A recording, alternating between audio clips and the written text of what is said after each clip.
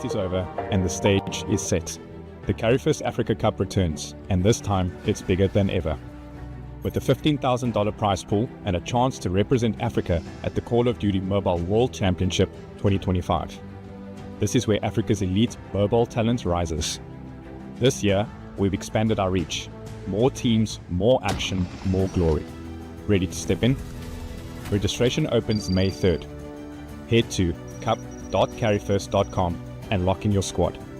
From May to July, teams will compete in qualifiers across 7 official regions, and for the first time ever, there will be a wildcard slot. Here are the qualifying regions: Nigeria, Ghana, South Africa, North Africa, Kenya, Uganda, and West Africa. Not in one of those? The wildcard slot is for you. Open to teams from any other African country. Each qualifier will consist of group stages, playoffs, and regional finals as the best teams fight for their spots in the most electrifying showdown of the year. Only 8 teams will survive, and they'll earn their ticket to the Carry1st Africa Cup LAN Grand Finals in August. Only one team will rise above the rest. Only one will lift the trophy. Only one will represent Africa at the Call of Duty Mobile World Championship 2025. Think you've got what it takes? All players must be 18 or older and full-time residents of the same country. And yes, this is mobile only. So what are you waiting for? Grab your squad, lock in your spots, and make your mark on the global stage. Visit cup.carry1st.com for more details and follow the Carry1st socials for all the latest updates.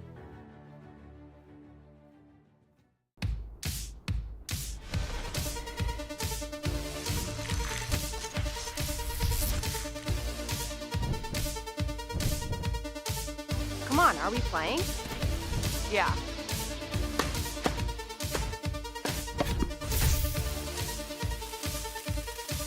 Let's play.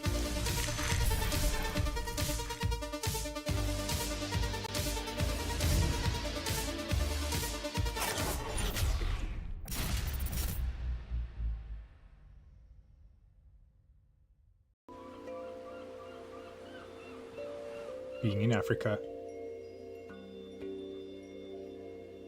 we've always been on the outside looking in. Years go by, so much time, effort, and passion into this game, waiting and wondering, is this finally the year? Prize pool of $1 million. Regions from all over the world will be competing to earn their payday and prove they're the best of the best. We're also very excited to announce that Africa will be joining the World Championship for the first time. Africa is here and ready to compete on the global stage. The Carry1st Africa Cup is back, this time as the official African qualifier for the Call of Duty Mobile World Championship 2025. Get ready. To celebrate this region's qualifiers for the Carry1st Africa Cup 2025, all COD mobile players residing in this region can enjoy 20% off all COD points bundles on the Carry1st shop. If you've never used the Carry1st shop before, now's your chance to try out for the first time using the promo code CODM90 to get 90% off ADCP. Visit shop.carry1st.com to claim this offer.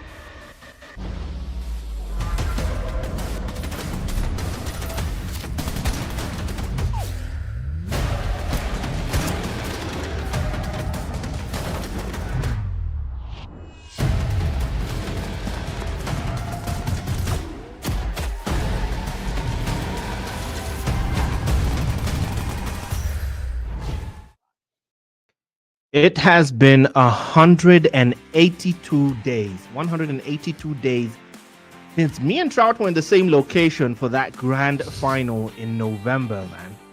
182 days since $15,000 went to Noxious Gen live in Nairobi. It's 5 p.m. in the Kenyan capital, Nairobi. The name is Eugene Abu Dhabi, and I will be your guide, and it pleases me so much to say these words. Welcome to the Carry1st Africa Cup 2025, your official qualifier for the Call of Duty Mobile World Championship. I'm joined by the illustrious Trout. Man, it's good to see you. If you guys ever need like counting as a coaching form, you gotta hit up Eugene, because he'll tell you, because I'm not even counting the days. I bet you could tell you the minutes since the last grand finals we were at. But it's been a good long break, and I think it was well needed. Or at least for me, I know you haven't taken a break because you're so immersed in the COD mobile scene, and I have to respect that. You know exactly all the ins and outs. It's just fantastic to have a guide like yourself. But having said that, we are here for the first qualifier, which is the Francophone West African qualifier, and we have 3 games up for grabs for you guys, and it's going to be a good day of Call of Duty Mobile. I've been itching for some fantastic gameplay, man. I don't know about you. Yeah, I have been itching for some proper COD, and I have gotten my fill for the past few weeks with the group stages of community streams. Those have been going on. Again, like you mentioned, the West African Francophone qualifiers, specifically Cote d'Ivoire, Cameroon, and Senegal are the countries that have been featured heavily on this ones. And right now, our first fight card will have Sage Gaming versus J Black. Sage Gaming versus J Black. And these are the maps, and some tried and true classics. I mean, I love seeing these maps. The only one I'm not so sure about is Coastal, which is the last one, but I'll walk you through them. HP on Hacienda, S&D on Tunisia, Control on Takeoff, a second HP on Combine, and then to round it all off, like I said, another S&D on Coastal. And man, I'm just excited to see what the snipers are looking like, specifically on Tunisia, because I remember absolutely losing my mind when those quickscopes came through. It was crazy. And I think it's just something I've missed, the high octane pace of Call of Duty Mobile. You call them haircuts. Yeah, Let's not free forget. haircuts. You call them free haircuts. Free haircuts, that's right. Free shaves. Yeah, we saw plenty of those in November. Live, it was crazy to see live as well. It was so much fun with guys screaming behind us. Right now, of course, we have to do it through the comforts of our cameras and just imagine the screams, because, you'll imagine chat is screaming like we are. But first, again, like you mentioned, Hacienda is a bread and butter map in Call of Duty, followed by Tunisia. Tunisia has grown on people as a sniper-heavy map. Now, to start off Hacienda on a hardpoint mode, it's very, very easy. Hardpoint, very simple, especially on a Hacienda map, very exposed on P1 by the water fountain, P2 by the garage, with that very enclosed one where you have the chance to just completely lock it down and just break away on the points. Then P3 to just rain hell with the score streaks to come and play. It's a very predictable map by the numbers if you know what you're doing. Again, 100%. And yeah. But I think predictable is only valid for a team that has put in the time, right? Because I think with a map like this that has been played across so many titles over so many years, there's almost not much to learn about the map. At this point, it's like pretty much bread and butter, like you said. So you have to be able to be the team that can lock down those spawns and even feed into the score streaks into P3. Because often you get these teams that have got fantastic gun skill, and we saw it a lot at the finals. So these teams that get there and they can shoot so incredibly straight, but you get up against a team that shoots just as straight as you, but they have good rotations, they have good communication, they're able to play off of each other's trades, and then you can really see a team take off on this map, because then they can just continuously chain hill to hill to hill to hill. And if you actually, I want to go back to the score streak thing. If you're able to chain P2 to 3, it is a free walk in the park to P4, because you'll just rotate through the spawns, get yourself the good spawns, and you can lock down another 60 kill. So I haven't personally seen either of these two teams play, but I think looking at the bracket as we were, Sage is undefeated going into this. So they obviously have a good fundamental base going into it, and J Black were the only team that have given them a run for their money. And I think at the first playoff, this is where we get to see the true titans of the region play against each other. Right, correct. Fun fact, Shroud, there have been 3 nukes dropped in this tournament so far. 3 nukes. That means 3 players got 20 straight kills without dying in a pro tournament. 2 of them came from the Ugandan qualifiers going on right now. The Egyptian qualifiers started yesterday. but 2 of the nukes came from the Ugandan qualifiers, and 1 came from Sage. Okay, well then I think if we're talking raw gun skill, it looks like Sage might have the upper hand here if they're able to drop a nuke in a competitive game. I mean, it's like when we we'll go back to that, but just so everyone's aware, for the West African region, you guys are more than welcome to enjoy a good old 20% off thanks to Carry1st at their shop on COD points.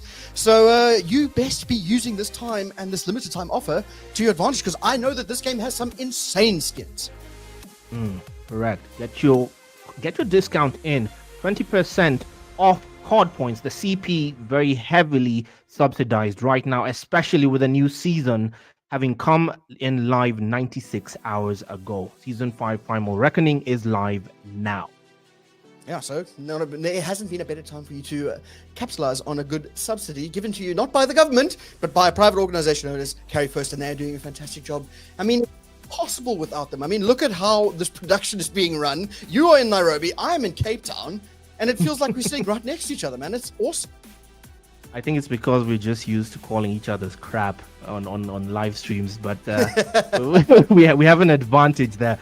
But either way, we're in for a proper show right now with what's coming on Hacienda. Again, once more, if you're just joining us, it will be Sage versus J Black. Sage Gaming versus J Black going up first on Hardpoint.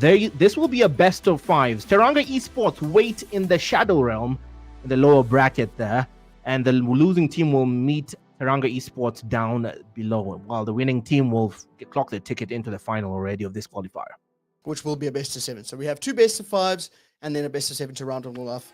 And let it be known that the team that took out Teranga was Sage. So I think if we get to see the beautiful rematch in the grand finals, that'll be quite something. But of course, you got to tackle J Black first.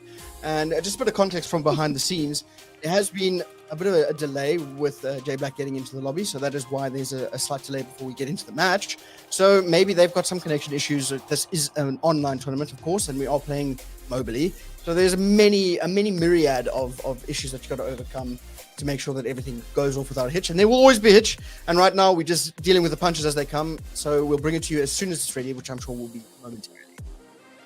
Yeah. Speaking of which, you just mentioned that Teranga got sent to the Nether Realm by Sage. J Black and Sage, the game that's going on right now is apparently a rematch as well. They met in the group stages, and J Black still lost. So that's okay, so it's not looking good. If you're a betting man, Sage has got all your money. Like, put it all on red. In this case, Sage is red, is what I'm hearing. The real question is, do we see a nuke today? Well, I don't know. You have to give. Okay, let me ask you: do we see a nuke today? Because you're the one who knows how these teams play. Well, Sage, I didn't get to see Sage play. I saw J Black and Teranga Esports play. Sage will be a new bit of, will be new to me. Will be fresh eyes, both of us. I haven't seen their style of play, but the fact that they got a nuke says a lot. It says enough, actually. So a lot of expectations coming here. Just hope it's not going to be a complete squashing on Hardpoint. Nobody likes to see one team just get completely walked out. Yeah, a good old thunderclap is not great. Anyways, this is what they are playing for at the qualifiers, which is going to be, all the qualifiers lead up to a single grand finals, which will be in August, if I'm not mistaken. Nothing has been confirmed yet, but it is confirmed that it's going to be $15,000, which is an insane amount of money for a mobile game when you think about it, especially one in Africa. Like, you seem to think of these things happening overseas, but it happens right here on our beautiful continent. Anyways, looks like we're loading in map number 1, Hacienda. And taking us away, Eugene, you're going to have to give me a little bit of an insight as to how these 2 teams are going to be doing off the break.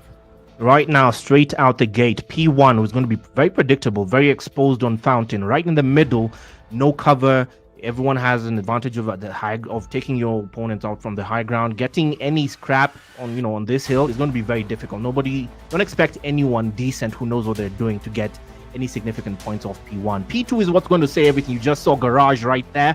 P2, the proper decide. If you manage to lock that down, you're good to go. And P3, like you mentioned, P3 is where you get to break away. Score streaks come into play heavily at that point. And from then on, like clockwork, who wins rinse first, and who repeat. gets to 250 first. Yep. Rinse and repeat. Well, I think that you spoke about how P1 is normally the battleground where it decides the tone of the match, and I think P1 on Hacienda specifically is like that because it is so open. I mean, you can sort of run routes, try to get under secret, maybe have one player contesting where you can, but remember, this is a 5v5 esports, so you tend to have one player soaking time, maybe 2 or 3 running around getting kills, and then an additional player holding those spawns. And looking at the teams, is it 4v4? Am I mistaken here? Are we missing players on either side? I think we're moving forward as a 4v4. If you just joined us, this is J Black versus Sage. J Black Gaming versus J Black team versus Sage. Looking like P1 going to be held down for the first bit here by Sage. Contest is in. They know where to look, but the team coverage from J Black, fantastic, as 3 will fall, and initially off the break, it's going to be J Black and Aimless finding a huge double, getting more kills, and you thought this was going to be scrappy, but right now, this is the J Black show. Automaton there from No Name, the Type 19 in hand. That Celestial Link coming into play, gets a nice 2-3 for himself. And Evans comes in as a proper backup. He has the high ground playing Obi-Wan Kenobi. It's all yellow, all rosy for J Black to start us off. Sage, the team that's heavily touted to just take this one. Well, falling behind early as now the rotation's coming into play. No Name will be first to get to Garage. And they do have the spawns. As you can see, number 1 has just spawned in close there on fences. But they have to keep their head on the swivel. If they don't keep this well held down... Oh, I thought he was going to win that very close. But still, spawns being held. Rotation now potentially 1 by the side of J Black. But as I say that, 2 will fall. And from the front, looks like where the battle begins. But in the back we go. Number 1, that is going to be Nebula. No, excuse me. SRK, is that how you pronounce that name? That's SRK. That's SRK. You got it right the first time. And right now, SRK, for the side of Sage Gaming, trying to lead the charge into the Garage side. They just held it. They just capped it, rather. Can they hold the line? This is Evans trying to break in. He does drop him by the Lambo. He now has the point. Bit of backup has come through. He goes to the side. Levi does drop in. Access denied. Evans doing the heavy lifting there as Naga spoils the party. KXQ tries to drop in, but dropped by Naga in return. And off the backside, it's SRK to spoil the party. Once more, the contests have come through. Back the way of Sage Gaming, trying to mitigate disaster, keep the gap minimal.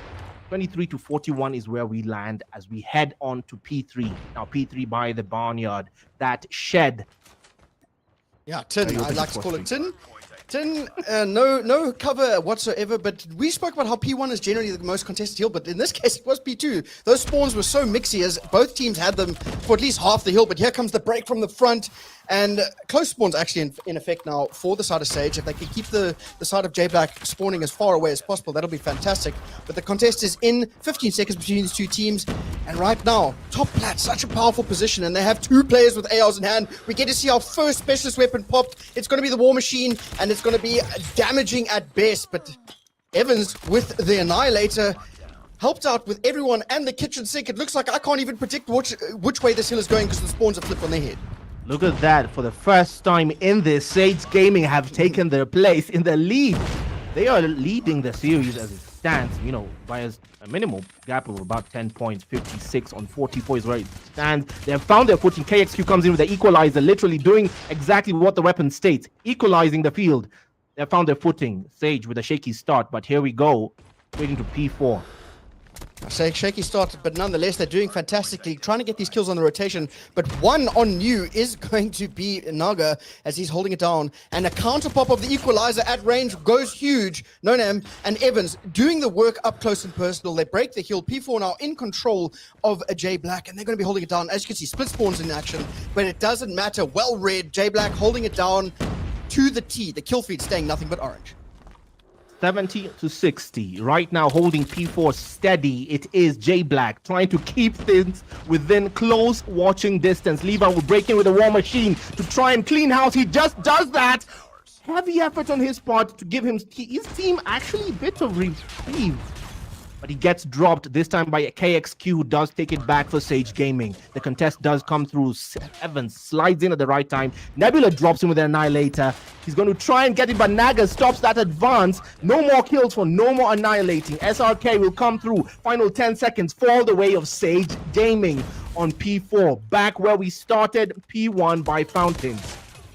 pretty much an even Stevens game, 18 seconds between the two teams, but now we're going to be playing for P2 spawns. We get to see our first streak. It's going to be the Predator missile from Evans. He finds one, and his teammate Naga at close range are getting a couple of these kills, but he gets taken out. The trades are just going backwards and forwards. I wouldn't say for longer than 10 seconds, there hasn't been a clean wipe for either team, but my goodness, that was a gunning. As Levi finds a kill on the hill, gets the time, and now trying to eclipse that 100-point mark was Sage, but they get taken off again. The SMGs from J Black doing the Lord's work here as best they can. His palms are weak, his palms are sweaty, knees weak, arms are heavy. Mom's spaghetti, he's trying to get into P1. Still, it's all empty right now, 98 to 75. That was Evans trying to just give his team a bit of reprieve on P1, but now for the final 20 seconds, 102 to 75 is where we stand. A slight lead, but a lead nonetheless for Sage. They have control, barely. Who gets to the garage side first? I see blue bodies heading there. Oh, but Sage early to rotate, yep. But they got a god spawn and they got to win this fight though. The shot's not looking so good. It's going to be Aimless who finds the first. He gets his double. That might be the spawns that flip on out. Having said that, number 3, he's going to be in the back. A lot of utility being used here, but the kill's still going the way of Sage. But here comes Evans, and somebody needs to help this man as he is currently leading the lobby with 24 kills. He is really trying to put the entire team on his back. Waiting in the wings, trying to see how aquatic he can get. Contest is in, doesn't check his corners. Mr. Price would be so sad either way. Break not there for the side of J Black, and they get taken out. And the spawns, even though they have the spawns rather, they are holding strong. That being Sage from the point.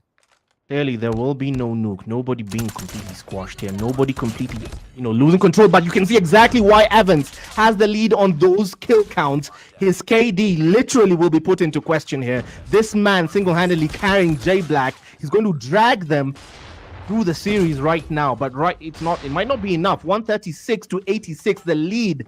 The damage is getting a lot worse right now. Levi making the respawns a lot harder for J Black with that war machine. Evans comes through once again, taking 2 for the price of 1. It's a fire sale here. He adds KXQ to the kill count. Nice shots there, clean off the heady. He's going to give you free haircuts. Doesn't even need a sniper to do it. Rotation now coming through, but no one really keeping control of the spawns. And I think that may be a factor of the 5v5.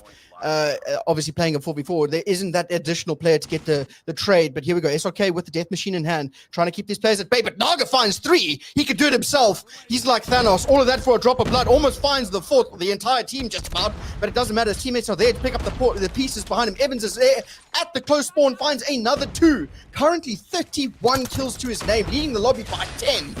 But having said that, Evans doing the Lord's work, still down 40 points. Right now, 30 points. They literally are keeping the gap in a way that, they can bring this back. Comeback is possible. That remontada is very heavily possible. Evans decides to renege on the Predator missile, goes for the Hunter Killer drone instead. Back to his USS-9. The SMG coming to play does not get the kill this time. KXQ, wise to his act, drops him as the contest comes through for the final 4 seconds that will bring us to P4. Who gets there first? The final 2 seconds of P3, either way, for all the way of Sage, will give themselves 157-108, a 50-point gap for Sage. A bit of a cushion there, but not enough by hardpoint standards. Levi gets there first. The Type 19 automaton in the hand. Just bitching and looking around like a crackhead. Ooh, trying to just move around. It's Aimless who falls. Naga falls suit. Yep. That's warning shots are key. Yeah. Oh my goodness. Again, for anyone who's just joining and asking, why are they playing 4v4? I guess this is the player's choice right now. They're playing by CDL standards. And here we go. The yellows from J Black. J Black will try and force themselves into the point, and it's Evans again. Look at that on the Annihilator. This man just racking up the kills. 35 kills. Oh, almost gets another Charles out of the hill, but despite all of the utility usage, it really does feel as though J Black are still constantly on the back foot. They're throwing everything they have. Aimless and Evans throwing everything they have, trying to get these breaks in, but they just can't keep it for longer than 20 seconds at a time. Rotation now coming through, and you can see Sage fighting through all, gets a double, and onto the new hill we go, and it's just chaotic, right? They have done a very good job in this 4v4 to keep the side of J Black sort of bleeding as best they can. But having said that, 3 will fall now for Sage, and this is prime time for J Black for them to get back in. They are down 50 points, but they can get it all back. And Evans still getting kills. He's looking at a 60 at this rate if they can mount some kind of a comeback towards the latter stages of the third set rotations. And the hill that brings us back, it's the hill that started it all. It's not Water Fountain. Aimless tries to force his way through. Levi will say no. Access denied. Evans will try and break through. He's coming right through. Levi versus Evans 1v1. Evans facing the wrong way. And the machine pistol will come into play, but Evans wins the gunfight. Holds a USS 9. It comes clutch for him. And look at that.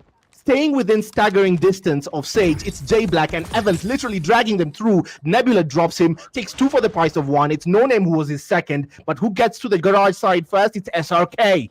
Rotations coming into play heavily and early. They realize how vital Garage will be. Naga will try and break through. Access denied. SRK forces his way through. No Name and Naga, the victims. Aimless trades in with KXQ. And now Aimless forcing his way through with a claw to spray and pray. And this time it's the way of the Yellows who are trying to play catch up and doing so almost successfully. Naga on the flank there. The contest is still in. Nobody getting the scrap time so far. Ring a round of roses around that blown up Lambo and back to Naga to get the scrap time. But can they hold?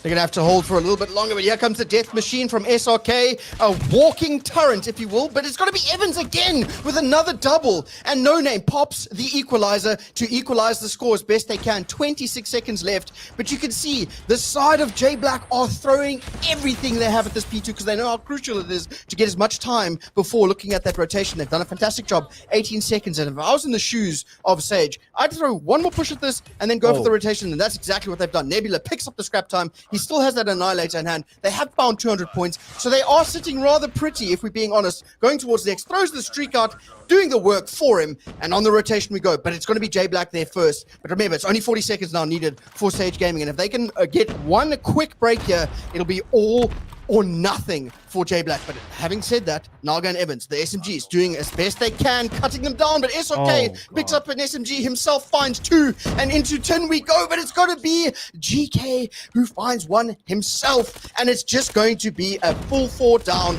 Onto the point we go. Trophy systems. Now you can start to see the desperation from a J Black. Evans coming in clutch yet again. He's this man, this myth, this legend is literally going to try and drag J Black into that final. And he starts off with Hardpoint. The Annihilator for a while was doing the job. Nebula is coming in to spoil the party and stop the count. He does so successfully. A bit of backup from SRK will drop No Name. Evans comes through fresh off the respawn, dropped by Nebula. Once more into the breach, once more. Sage 20 points out from GG's with 10 seconds to spare on P3. We're going into P4 as the decider. The hill to decide it all. Hill indeed. And here comes a streak to kill 1, a triple on the rotation as Nebula doing everything he can with everything he has. Onto the point we go. Huge 1-1 by an Aimless though, or Aimless, excuse me. And now the rotation potentially 1 for the side of J Black, but they are sort of stopping the bleeding as best they can. And it's a plaster over a bullet wound as here comes the break potentially, but Naga holding strong for now. Last couple of seconds, 4 only needed, and they finally find 200 points. But Evans is there to pick up the pieces himself. Right now, 3 will fall for Sage, and it's getting a bit dire as they know that they can potentially win it here on this hill if they get one good break, but they still have a cushion going towards New. No longer winnable for the side of J Black, but here come the kills and the War Machine, counter War Machine from Naga, but it's going to be Levi maybe making the final play. Not quite. He gets taken out by a trophy system by all things, but Naga still with that entire team in his back pocket with that War Machine, but still 18 seconds, very viable break here for Sage Gaming, but J Black holding on by the skin of their teeth. Oh my goodness, it might be possible for the break. We called it too soon, too early. Commentators curse.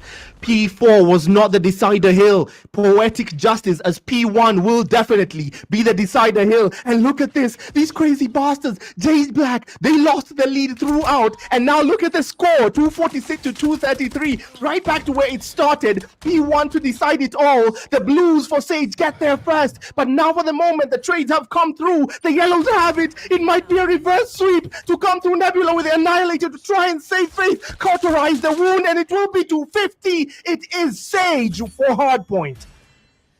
Well, by no stretch of the imagination was that an easy W, but they managed to get it in the end. They get the kills, and it came down to more time. in the hill. I feel that there were a couple of good stretches where the kills went the way of J Black, but they were just unable to secure time. And Evans really doing all he could. I think he's probably ended with over 50. He had to, right? And towards the end there, he got the Annihilator 3 lives in a row. He was just getting kill after kill after kill after kill. But again, lightning doesn't strike twice in the same place. And at this stage, you cannot expect Evans to play at that tempo and keep his team in the game. Whereas it was more of an even showing from the side of Sage, where they sort of got the kills, got the rotations, and they managed to find a good amount of time. And they did a very good job of bouncing in and out of the hill. When somebody left to go get kills in the spawn, there was somebody who took his place on the point. So they were at least chaining time. Whereas if it wasn't Evans picking up time and kills, J Black were nowhere. And towards the end, 52, look, right, at 200 points, it was 52 to Evans, and he was finding time as well. So he did a very good job, a valiant effort. But at the end of the day, it's points that wins you the game, not kills. Honestly, Sage may have won the game, but Evans won our hearts. That man literally dragged his team to 240 points. That's plain and simple. 240 to 250 is hard. Yeah, that's somebody help him, because that's a tragic way to lose game one. Very tragic. I know. If I'm in the comms there and I've dropped 52 or probably 60 if we're being honest, and we lose the game like that, I'm getting physically angry. Like, people need to be afraid. Like, it's bad. No, I'd be sick. You just say I'd be sick to my stomach if I dropped 52 and then somehow we still lost. Like, that's painful. But now it falls to Tunisia. Tunisia, S&D, a very precarious situation to find yourself in, where you have to save face with search and destroy. That's not a good place to find yourself. Well, if we're looking at a team play point of view, and I always talk about how important team play in S&D is, right? You need to be able to play around each other because there's only one life. If you cannot trade effectively, you're going to get taken out. And in a game mode like S&D, it can go one of two ways with a player like Evans. He can get all the kills, or he can die at the beginning of the round, and then what? You know, like, it's a real 50-50 battle in that sense. But it could go the way of J Black simply because they can sort of point Evans in the direction of Sage, and he can get all the kills. And that's where it could do very well. But on the counter side of the coin, if he goes down early, sort of overextending, trying to get control of a site, or maybe do a crazy flank, or peeks the wrong lane and there's a sniper from the side of Sage, that's your sort of game plan out the window. But this is all speculation. Maybe they do have the single best S&D strats we've ever seen. But if I was a betting man looking at how Sage plays around each other, I think they have a much better chance going into this SD because they have quicker trades. They don't rely so heavily on double or triple kills. You know, I'm trying to read your tone. I was looking for sarcasm, and somehow I actually genuinely think you believe exactly what you just said. That's correct. I mean, look, I have to first acknowledge the people we do this for, the people, Carry1st and Call of Duty do this for, the community themselves. And we're live on TikTok and YouTube on the Carry1st channels. And look at that, YouTube is popping on chat. Tempest, we see you. And someone put out a hot take here. And I say hot take because this is a very hot take, and I feel guilty saying this. NP Tried wrote, which parts? No, he wrote, I'm pretty sure this region might not do good in stage 5, unfortunately. The way they played is still like rank warriors. I mean, not based on what we saw. No, I don't think Sage played too heavily like ranked warriors, but I do think that J Black definitely did. It really did become a lot of kills, chasing the kills and not the time. And I think I saw that come up in chat a bit as well. If it wasn't Evans getting the kills and the time, it didn't look so good, right? But look at it from a roles perspective. Maybe Evans' role was literally on, just flip spawns.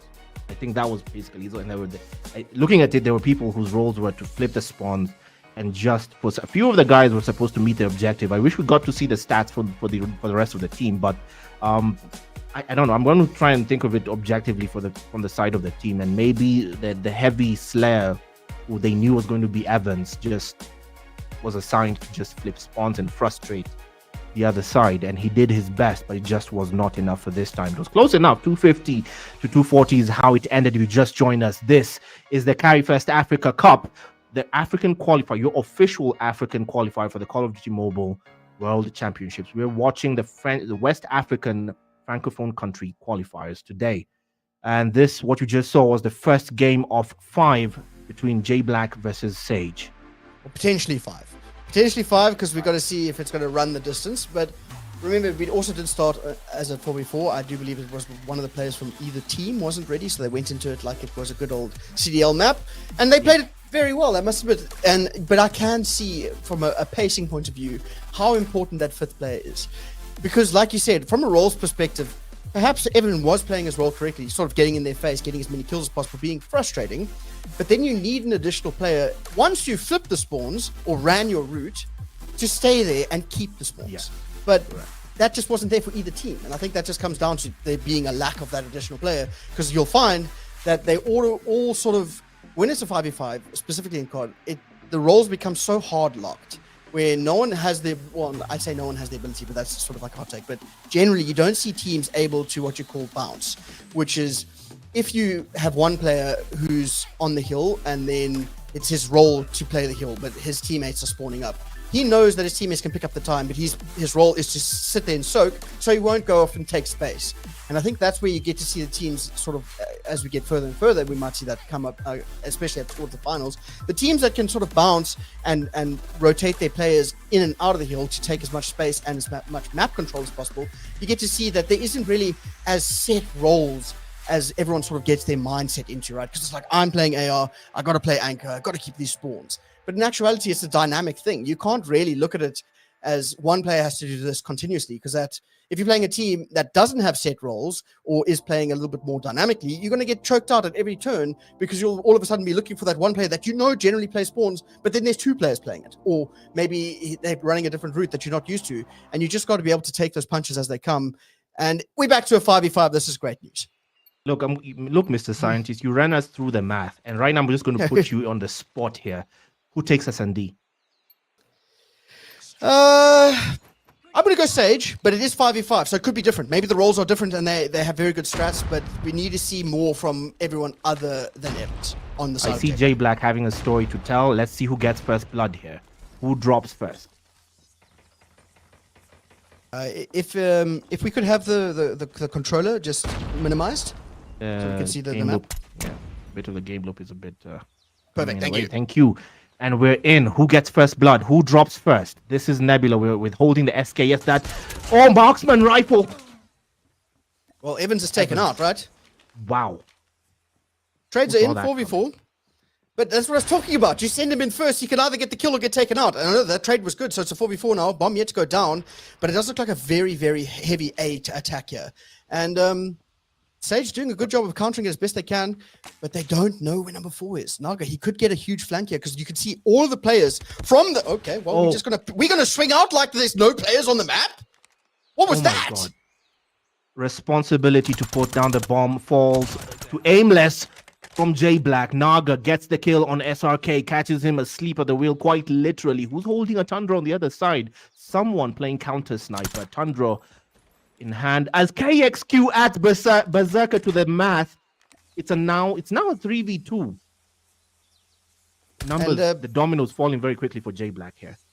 But I like what the side of J Black's doing. They realize they're down players. They know that majority of the players from the side of Sage are on A, so they can sort of rotate over towards B, but they're very far apart. And I think that might come back to bite them. And Naga doing a fantastic job here to cut off these rotational kills, but he needs to find good timing. He does exactly that. 2v2 now. Bomb should be going down, and he's regrouping with his teammate, which is exactly what you want to do. And you can see immediately the side of Sage flying over towards B, but now they need good timing. What was a potentially tough play from J Black has actually worked out in their favor here, and that came off of Naga's flank. And I did say that everyone's on A, they need to be watching their flank. And where did Naga come from? Got his kills, and now here comes the potential snipe. Not quite. Levi looking to add a free haircut, but he has the R9 in hand. Shotgun, close range. Wow. Oh, and it works out. Naga gets the trade though. 1v1. 1v1, no time to defuse the bomb. 10 seconds. He was a bit too far out, but it makes no difference. J Black gets around. No. Aimless got 1, but he got a 4K. That was a fantastic start there. Naga, it looks like he's taking over from Evans at this rate. Enemy has dropped the bomb. Right now, Evans might be a heavy slayer, but this communication heavy round might not be where that fits. He's going straight at the A site. It still falls to J Black to put down the bomb. Aimless carrying that heavy responsibility. Meanwhile, Evans, check your corners. Levi waiting behind there. Evans has the Bit of backup, did not check his corners. Captain Price would be sad, and Nebula finds another 2 players, the 2 stars for the for the side of J Black. Excuse my me. goodness. They just Oh get my- taken out. Yeah, they're taking US as well. You're choking on the gameplay as it stands, and it's Aimless who falls. No trades. The dominoes have fallen very heavily, and it's Berserker left with the nightmare words. You're the last one. Complete the mission. It will be Ring Around of Roses, and the shotgun has no poses. Right, I'm alive. And that was an interesting... Goodness, I don't even know what happened there. Guys, you're not supposed to breathe in your saliva. You're supposed to keep it in your mouth. Anyways, that was a fantastic round from Sage. They didn't even lose a single player. And it started off with the 2 All-Stars from J Black not checking their corners. Fundamentals. The good old fundies will keep you in the game. And on defense, man, this aggression from Sage, looking to see if they can choke out these players as quick as possible, not as best as possible. And again, is where they're sending all of their utility, but we're looking for the wall bang here. You just pull the trigger. Oh my goodness. Surely a hitbox at least. That was a very ambitious wall banger, man. KXQ still looking. He's searching, gets the hit marker this time, but he gets tagged himself. That man is hurt. HP down and bad. He sneezes, he's down. Meanwhile, Nebula on the other side still trying to look for another. Oh, he does this time. Evans is the victim. But not before he traded in. He adds Berserker. Haircut. 1v3. He needs timing. He can't get the snap. Oh my goodness, if he held it for a second longer as opposed to the panic there, that was almost something beautiful. Either way, it looks like the side of J Black here, able to do exactly what they needed to on attack, which was take the space, get the kills. And maybe a slight overextension from Sage there, but either way, looks like we're changing the formula a little bit and going towards B. Right now, again, SRK holding the Tundra, looking for that wall bang by the B site. Again, I think a change of tact is coming into play here for J Black. They realized A was a lot harder, but Naga and No Name fall first. Evans trades in with No Limit. Berserker and Aimless fall as well to Nebula, 2 for the price of 1. It's a fire sale before Evans, trades in. Now a 1v3 uphill task for him. Hit and run. He's being pursued. Levi behind the corner. Wow, what a peak that was. He was a good play to reach out with a bit of a loop around, but I don't know why he swung so weirdly and checked up. Maybe got an audio cue. Either way, 2-2 is the score. Looks like I can't actually call this S&D because it really feels as though they're trying to figure out what style of play they want to go for, because aggression from both sides has been met with aggression, and no one really taking control more than 1 round at a time. Round 5. 2-2 is where we stand. J Black still clearly have a story to tell. They will not go out quietly. The responsibility for the bomb still falls to them. Nabil on the other side tries to get that hit on Aimless. He retreats, and Evans dropped first by Levi. A repeat of the last round there, and Levi dropped, traded in with No Name. The standoff at B, no pun intended. Limit dropped by Aimless. No Name still holding the bomb. He has to meet that objective. There's no way around this. Nebula will hold the line at the B site. It's a 3v4. And the SKS does its job. Equalizer. 3-3. Good old, they hit the tooth tapper, if you will. Nice 2-shot kill there. They have to pick up the bomb, and they are really dancing with the devil, crossing like that. Either way, the quick trades are in. 2v2 once more. Nebula and SRK, but the timing is almost perfect, but Aimless has to get better timing here, but he can't quite chull it. Looking for the second is Nebula. 1v1. 1v2, but he knows the player is close by, gets better timing, gets the kill. Nebula single-handedly getting the round for his team as he finds 4, and they take the lead, and that's 2 rounds in a row now for Sage Gaming. I think that's the first time we've seen it this map. Sage clearly want to just go home.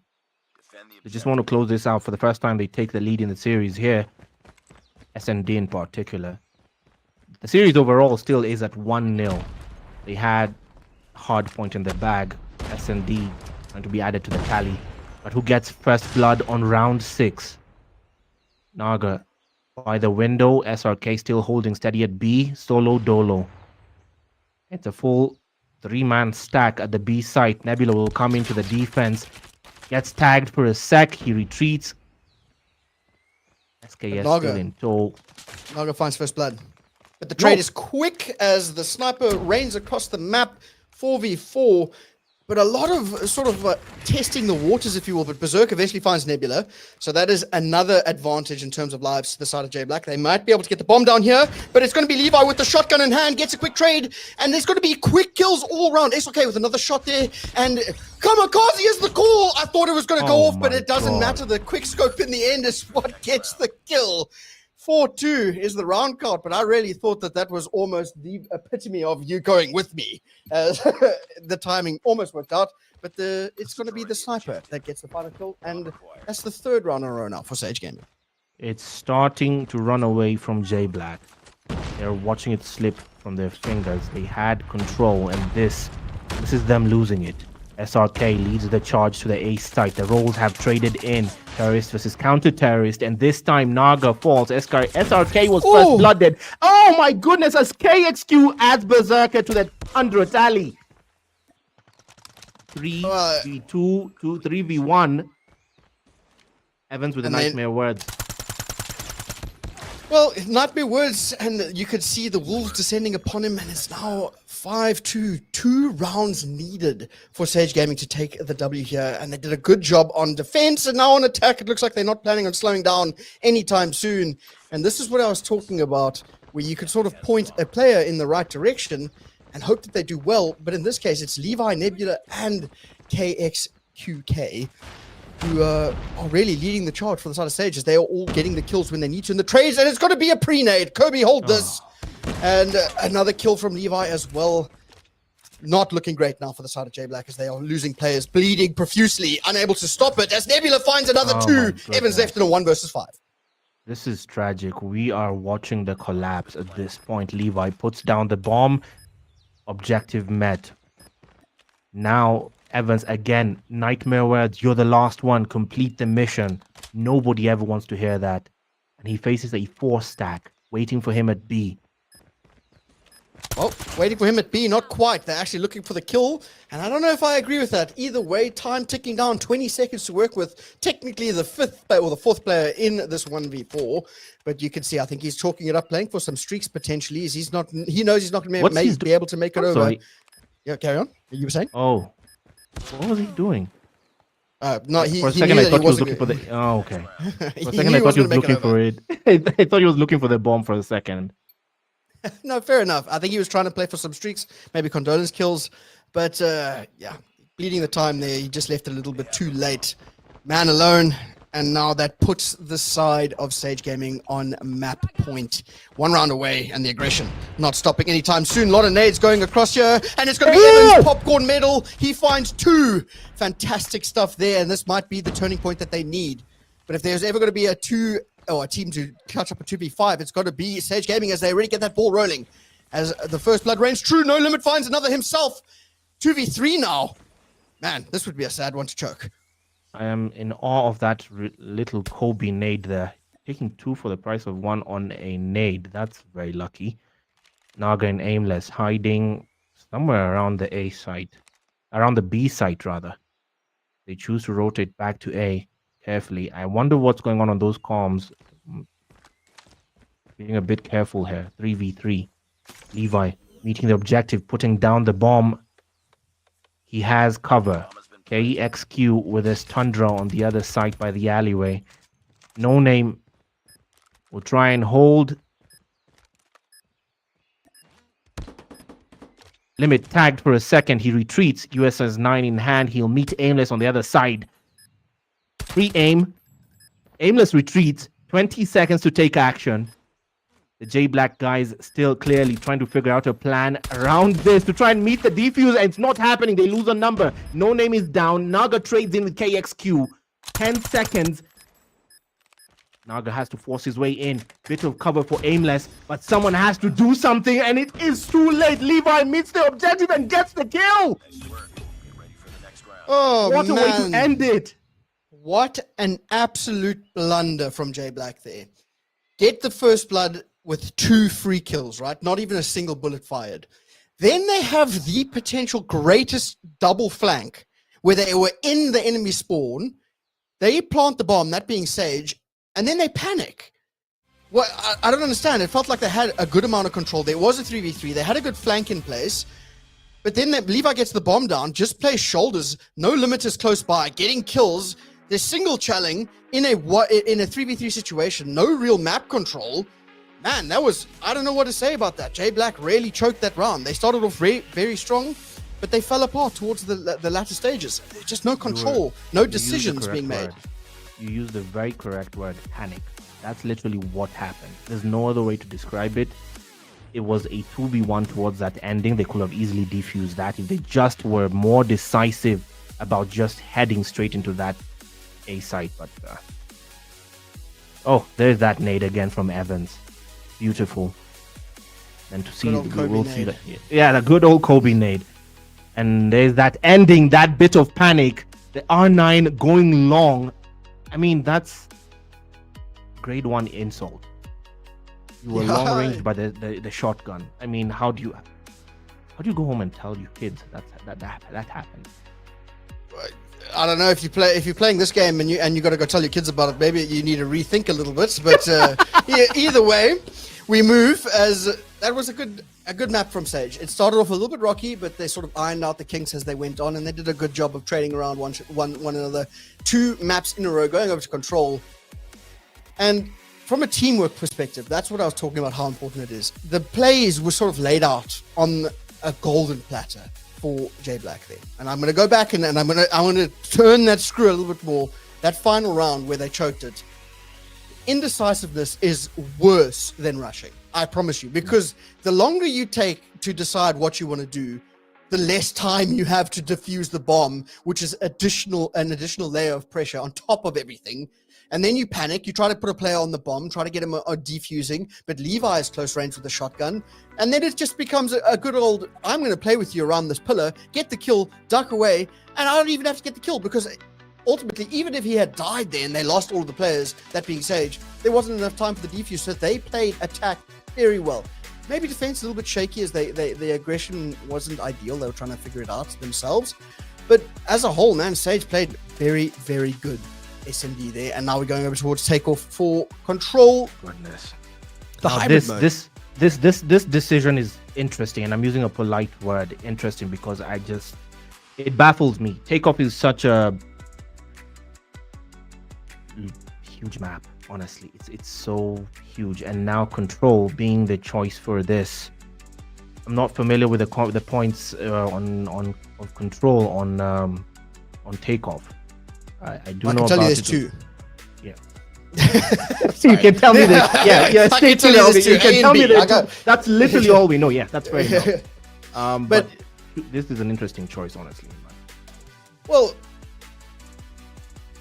who in terms of veto, who got this pick? I didn't see the veto process. I am actually not certain who got this pick, because I just found them on the whatever bracket site. I saw this and I just found all the map choices there. So who got the pick for takeoff? I'd love to know that as well. I know maybe Senez is watching, but he'd probably tell us who got the pick for takeoff, because that's an interesting choice, and we'd want to know the rationale behind picking this. It could be a wild card. Say now, just looking at the seeding, I'd imagine that the control generally comes down to the higher seed, which would have been, in this case, Sage Gaming, because they're undefeated, like I said. So they could have picked it, and it could be their wildcard map, and they've already won 2. And it's also possible, and this sounds like crazy, but maybe they're not sure about it, and they want to be testing it out, because this could be their throwaway map. And a lot of the time, teams, I know it's a crazy time to put it into the playoffs, but they do have a throwaway map that they want to figure out where they stand on it, because just now you get up towards the finals. It's a best of 7. You know you're going to be playing more than one control if you're on the distance. So you got to be able to play the field and figure out which are your strong suits and which are your weak ones. And if I was in a coaching role, I'd say you got to be able to play all of the maps, but some maps better than others. And maybe they just are figuring that out for themselves now in this case. I think what you just said is true, because especially on the some maps better than others, and I think Hacienda was supposed to be J Black's better than others map. And Well, that no, will- because it's hard because I want to be in their court, man. I want to be in their corner and say, look, they can do it. But I saw someone in chat say they just rank players, and watching the gameplay, it looks like they've got no comms, which makes it ranked. You know, like it just falls apart when it matters most. And I think that's they all shoot straight, but they're just not able to cinch the knot. I'll beg to differ because we've seen a similar situation with what we saw in Hardpoint. I'm differing on they have no comms part because Okay, sure. let's see how they played out. We started off on Hardpoint with these teams. J Black were in the lead, then Sage took it back and they just broke away. Then J Black caught up, kept it close. The same thing happened for S&D. It was 2-2 at some point, 3-2, and then they just completely broke away. What at some point the comms break down. Their comms, for a while they're working, but there's a point they completely collapse. Yeah, And but we that's walk what I'm straight into saying. takeoff. Yeah, but we're pretty much flying into takeoff at this stage. But what I'm saying is, I'm not saying that they don't have comms at all. Obviously, they do, but they're not executing their comms or they're not communicating effectively because Fair enough. they, like you said, panicking is so tough. I don't know how else to put that. You're going to get punished 9 times out of 10 if you have one player, and I guarantee you the comms would have been something like Evans going, guys, I got 3. Where are you? And then that doesn't help because you're like, wow, now I'm really feeling frustrated. Where's my team? Rather than saying, I got 3, I'm pushing this, I'm getting the spawns. And small talk, I know we don't have the facility for listeners here, but when we were in person listening to the comms, small talk is so important. And what I mean by small talk is just between plays. A lot of the time, teams tend to just go and lock in, they give comms, and they don't have enough small talk. And small talk is, I'm holding this. This is what I want to do. And then you just have to give a simple cue like, hear you. I got you. I hear you. I'm doing this as well. And then you have a very good understanding of what everyone is doing, as opposed to someone getting into a map. I'm not saying Evans did this, but I'm just using it as an example. Evans goes, I got 3. That cool. You know, like that's awesome, but we need a little bit more than that. And maybe that's where the difference is. They are giving comms, but not giving accurate or decisive comms, and they're not talking small talk. They're not giving each other more than maybe just call outs, maybe not even precise call outs. But again, this is all speculation as you do when you're burning time. And no more time to burn as we go over towards attack here for the side of J Black onto A. And I thought at the very least Evans was going to find 1, but 2 will fall immediately, make it 3, and control of A already for the side of Sage. For anyone who, no pun intended, they're on the control of A side, because for anyone who doesn't know what this mode involves, it is a baby between a Hardpoint and S&D. And S&D, in terms of the life count, all the team members share 30 lives per team. And right now, the life count falls 27 to 21 in favor of Sage there. And Sage, take note, they are playing a 3-man team.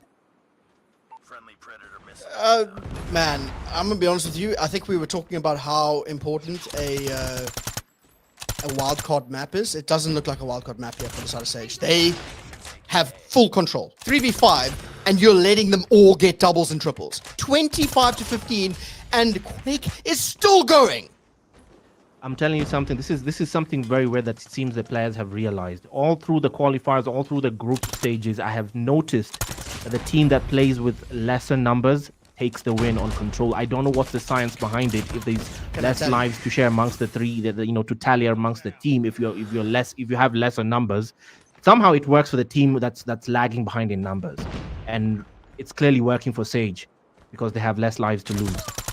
Sure, 100%. I think what you're saying is perfectly correct. You do have less people giving up lives, but that comes at a huge cost of map control.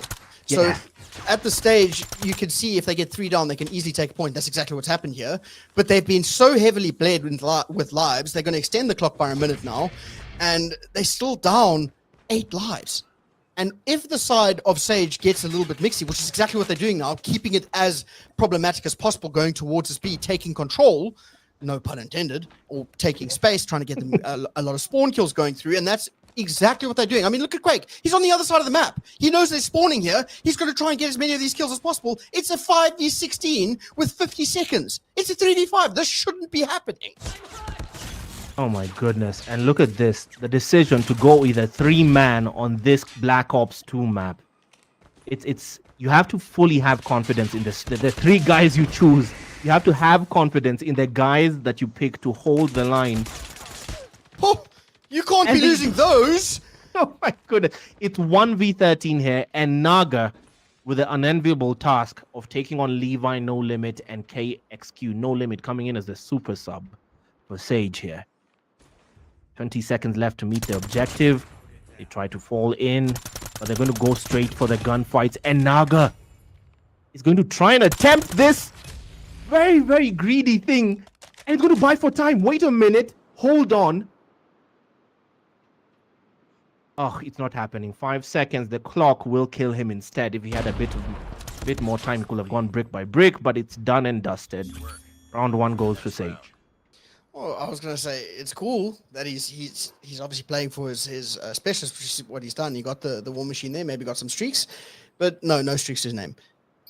I don't know. You cannot allow that much control to go the way of the team with lower players. I mean, if they lose this 3v5, right, that's tough. I don't know what else to tell you other than that is an insane blunder.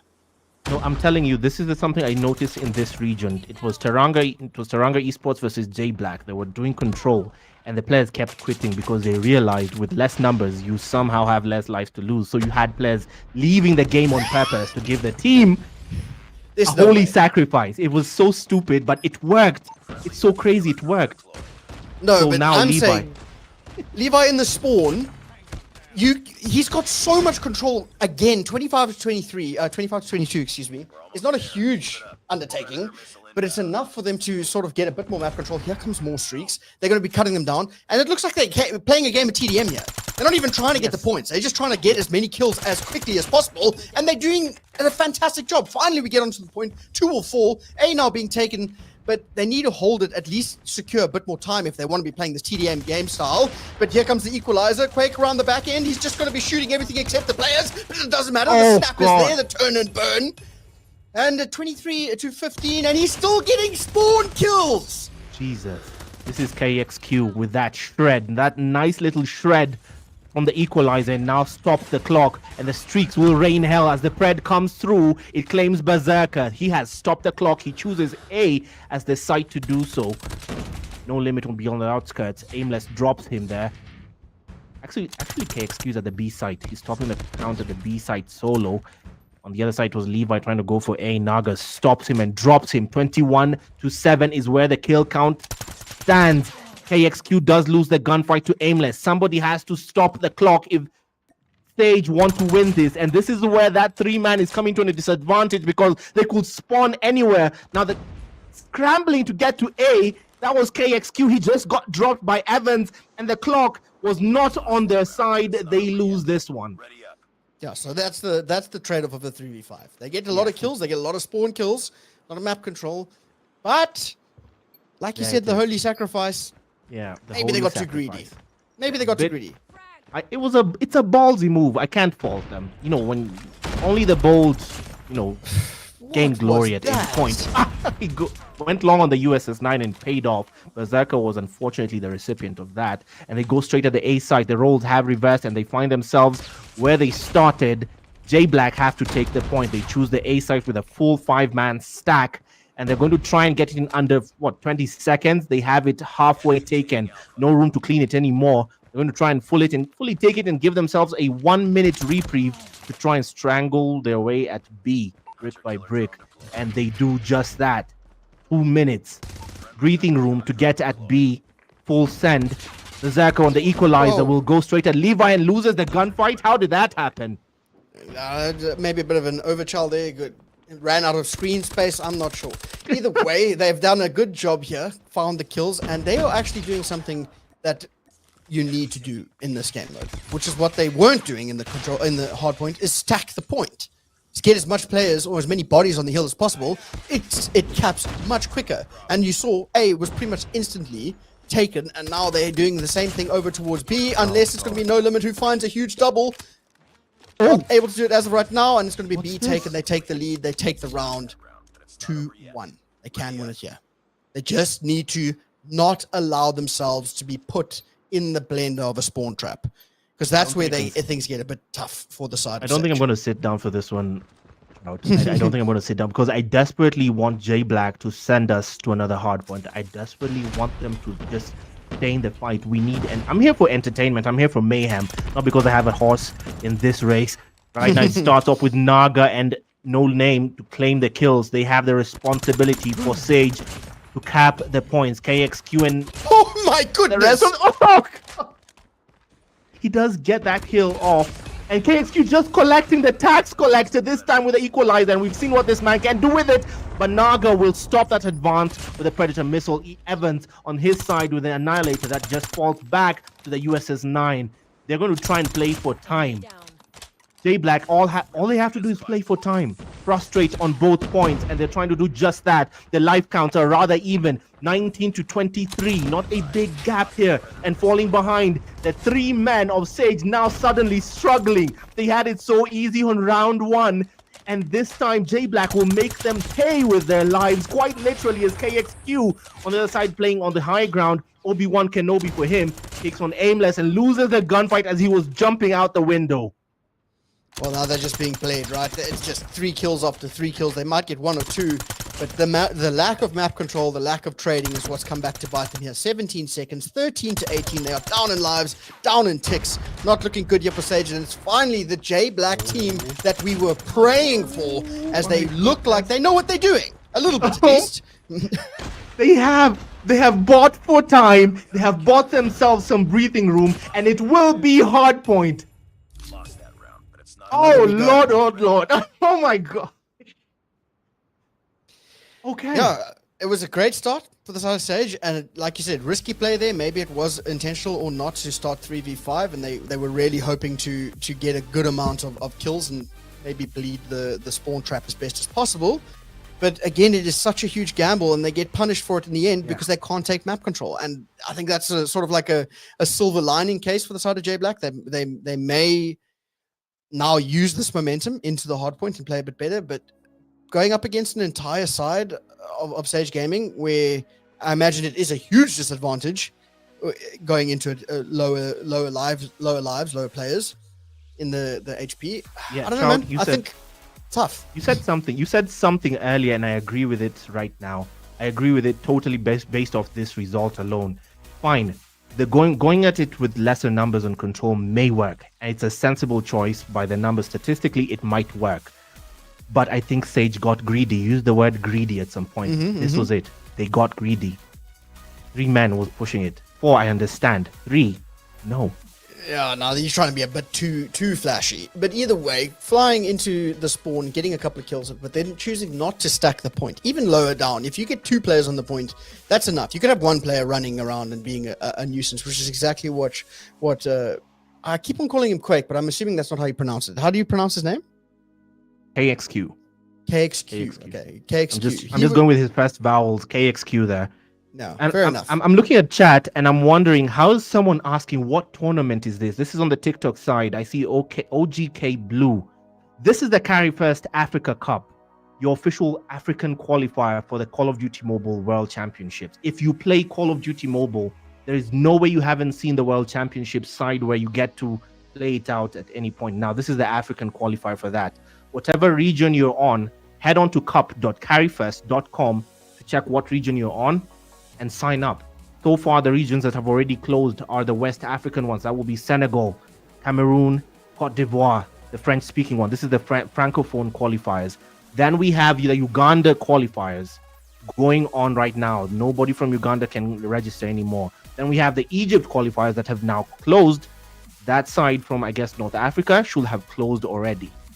Now, head on to cup.carry1st.com and get your squad in, because what's at stake here is $15,000.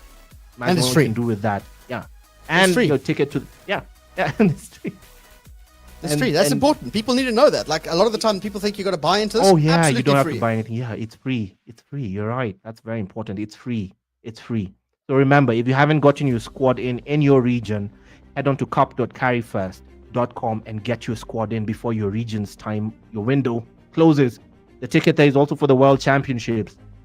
This is Africa's inaugural chance at $1 million, where Africa learns that glory isn't given. Let's get this show on the road, man. We're heading straight into... into the next map. Yeah, man, you're a poet. Let me tell you. Combine HP. That was Advanced beautiful. Warfare. Man, this was prime Call of Duty Advanced Warfare. I mean, Oh man. this Combine was it. Black Ops 3, no? Not Advanced Warfare. Really? No, I'm convinced. Combine was Advanced Warfare because I remember jumping off the walls. Remember? Yeah, because there was advanced movement in Black Ops 3. Combine looks like Black Ops 3 to me. I could be wrong, but either way, it was an advanced movement COD. 100%. I agree with you. Yeah. 1,000,000% there. And I think that it's another tried, true, tested map that we get to see again on this beautiful platform of COD Mobile. And man, I don't know what else to say about Sage, because maybe they bit of a little bit too much there. Couldn't quite finish their meal on the control. No, they couldn't. If they had 5 players and they played at the same tempo, imagine how that would have looked. You know, it's just like... I genuinely think, Trout, if the reasonable thing for both teams Sage, will be start off with your 5 players, see what happens, then you can choose to retreat some of the players when you see, okay, we need a bit of breathing room, just leave and see. But starting off right out the gate with 3 players was... Yeah, but again, now this is sort of more on an admin side of things. It's obviously not illegal, but is it frowned upon? Is it sort of like a cheese method? That's what I'd call it. Something that is sort of like it's in the game, and you can use and abuse it, but it's not real nice. It's not universally accepted. Yeah, sure. It's like breaking a gentleman's agreement type thing. It's sort of a below the belt type play. Is that viewed as that or not? No, it's not. But it's viewed as the madman's strategy. It's a complete madman's strategy. Nobody frowns upon it, but you have, the cojones that could fit on a wheelbarrow if you choose to go that route. And that's where all your mass comes from, you say. either way, we go straight on to combat. There's definitely Black Ops 3. I'm not tweaking. P1 to pop, and we get to see the players. They added this platform. I like that because you used to have to wall run there. But onto the point we go. It's going to be J Black finding the first bit of time. Not quite. Everyone afraid of the hill. It's not lava, I promise. Let's find some time here, either side, looking for some spawns. But everyone is afraid of it. See the map? No, everyone is truly afraid of the hill, like you mentioned. Everyone's going straight at the kills because, for good reason, the hill is so exposed by that armored truck. That exposed hill by the armored truck. Nobody going at it so far. 2-1 is the current score. And where we just saw no name die at is P2. P2 is a very enclosed room there. And now that room is where anyone has a chance to completely lock down and break away. But who gets the contesting the hills right now? It is all yellow, but only for 2 seconds. Again, this hill, no full confidence as Levi goes into the smoke. Smart strategy here. If I can't see you, you can't see me. He hides within the smoke next to P1 by that armored truck. As we rotate early, I see nothing but blue bodies on P2. They might get there first. The spawns have been flipped. And early to rotate, it's Sage Gaming getting there first on P2. They lock their way in. Evans will try and break through again. Evans' roll comes in heavy and heavier than ever before. It's on him to try and carry his team. It will be aimless to slide through where Evans fell before. Nebula falls to Berserker. The trades coming through heavily. Complete pandemonium and chaos on P2 as everyone tries to break through. This is not exactly what I expected. No trophy systems have fallen as of yet. No one has full control on P2. It just keeps trading in and out. Nobody's in at the moment. No goals. Nobody getting scrap time in there. And 20 seconds left on P2. It's just 20-13 on the score count. 20-13, and it looks like the scrap time is actually going to be going the way of J Black here. Looking towards the rotation now. It's going to be Evans who finds 2, but no limit. Testing to see how strong his knees are. Bouncing like a bunny, gets the kill. Contesting scraps is Nebula. Eventually breaks it. 6 seconds though. Maybe not quite worth it in terms of throwing lives at the hill, but either way, go towards next.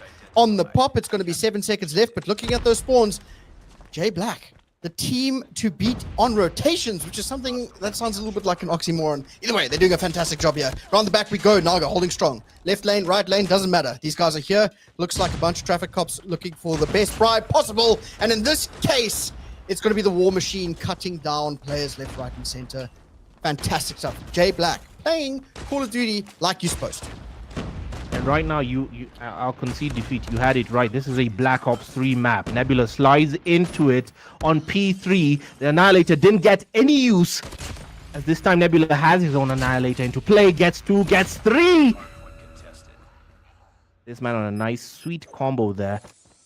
At the Hunter-Killer drone to the tally, and they have an extension on their lead, 48 to 47.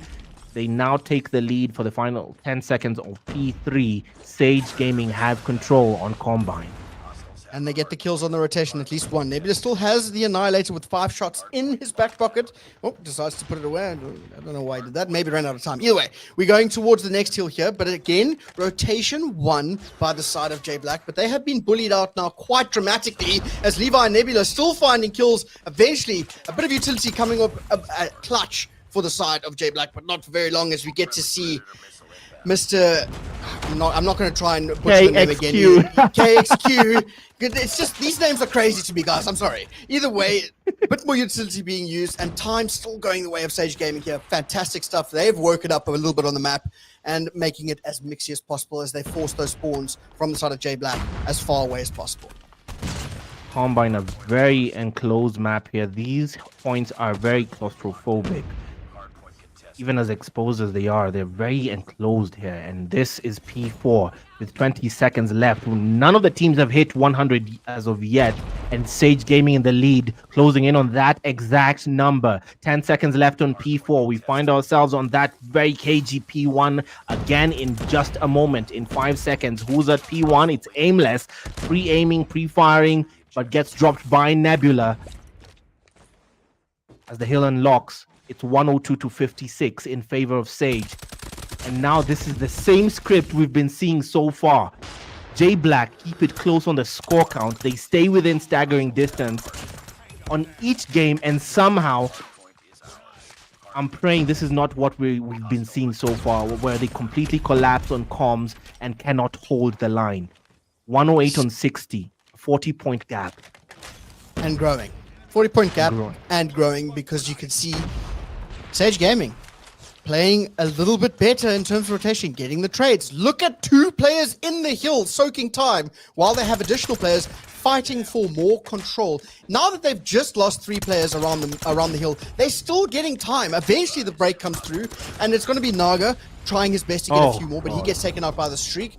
Either way, it doesn't look like there is much control outside of the hill for the side of J Black here. They are unable to break when they need to or keep control when they have it. It just feels as though these guys are being taken to the cleaners in terms of map control. I don't know what needs to change. It could just be the comms, but right now, time's still ticking, rotation coming through. It has been won once again, but potentially the bully break comes through from Nebula as he finds 2, and his teammates are there to pick up the pieces as more utility in the form of the Claw and the War Machine, beating them into submission. Naga eventually finds his own 2-piece with the War Machine, but I like this play. You can't see me, I can't see you, time's still mine. From the side of Sage Gaming, yeah. Beating them into submission was the correct turn of phrase here. We're on P2 once more, into the breach once more. They try to force their way in. Access denied, but for this moment, it was Evans who was in there. He loses control of it as they snuck in the Sage team side, but Evans by the doorway completely shreds, takes 2 for the price of 1. It's Levi and SRK who fall. The Blues hold still despite that effort from Evans, who chose to rotate a long way around for the final 10 seconds. To chooses to go straight at P3. Will it matter? Because the gap here is widening. It's 100 points and more, and we're still counting as we head into P3. Nebula will give chase. Hot pursuit. He comes through, forces his way into P3, gets there first. And it is exactly the same script. J Black have collapsed once more. We're closing in on 200. 200 points is just it feels like a step for the side of Sage Gaming here, but there is no way that Evans finds 5 and then runs away from the hill. I mean, right? This is a fever dream because the kills are looking beautiful from them, but they've got no control again. I feel like a broken record. Even now that they have the spawns, they eventually find 3 players off the back of Evans. Again, he gets taken out, and guess where the time goes? Back to the side of Sage Gaming. Where is the team coordination? Where's the help? And where is Evans' head when it comes to not doing silly plays like flipping the spawns after getting 5 kills? You're preaching to the choir, buddy. As frustrated as you are, I am the same at this point after celebrating that control win that so well brought them back into the story. This might be the end of that story. This might be the end of that story now, as now heading straight into P4, it's Berserker, little pig, let me in. Low Limit says no. This is P4, freshly unlocked, 60 seconds, and they could take glory and the series on this one. And now they start by brick. Evans will try and force his way through. He slides in, access denied. Levi says no. 215 to 82 is where it stands. Death Machine from SRK drops Berserker and adds Evans to the tally. Fresh off the respawn, No Name will fall to KXQ as the hits keep on coming. 30 seconds left, and it's 20 points away from GG's as Sage about to take the series to close it off on this fourth game of Hardpoint on Combine. 240 and counting. Aimless tries to drop in with Evans in support to mitigate disaster. 15 seconds left on P4, and once more it will be poetic justice, as P4 will not be the hill that closes it out, but P1, that very exposed cagey hill that nobody wants to get into. This time Nebula and Levi will commit to close this out. I'm gonna be honest with you, no one wants to get into P1, but at this stage, J Black doesn't even want to get into any point. And here we go. It's gonna be more kills from specialists, more map control for the side of Sage, as the spawn kills come on through. No one on point though, which is a bit of a strange one to me. Are they just rubbing salt in the wound at this point? What is going on? Have both teams forgot how to play Call of Duty Hardpoint? Oh god. Okay, you know what? They've gone so far off script at the moment. I feel like I need a log of complaint here or something, because this it's is just getting chaos. frustrating. Nobody wants to get on P1. This time, No Limit literally rides by around P1. He doesn't step on it. It either feels like at this point Sage are playing with their food or purposely avoiding P1 for some reason. 105 to 241 is where it stands, as Evans keeps collecting. This man on a 5-kill combo of his own with 46 kills. Are you telling me you're about to lose and you have 46 kills for yourself? Yeah, but and your team somehow lost. No, he's got 6. Berserker's out here actively playing for Sage, if we're being honest. It's tough that you're relying on one player, but one of your teammates going that far negative, then it feels like it's a 6v4, if we're being honest. Either way, rotation coming through. P2 is in. Close spawns for the side of Sage Gaming. Maybe now they stop playing with their food. Maybe they try to get a bit of time here.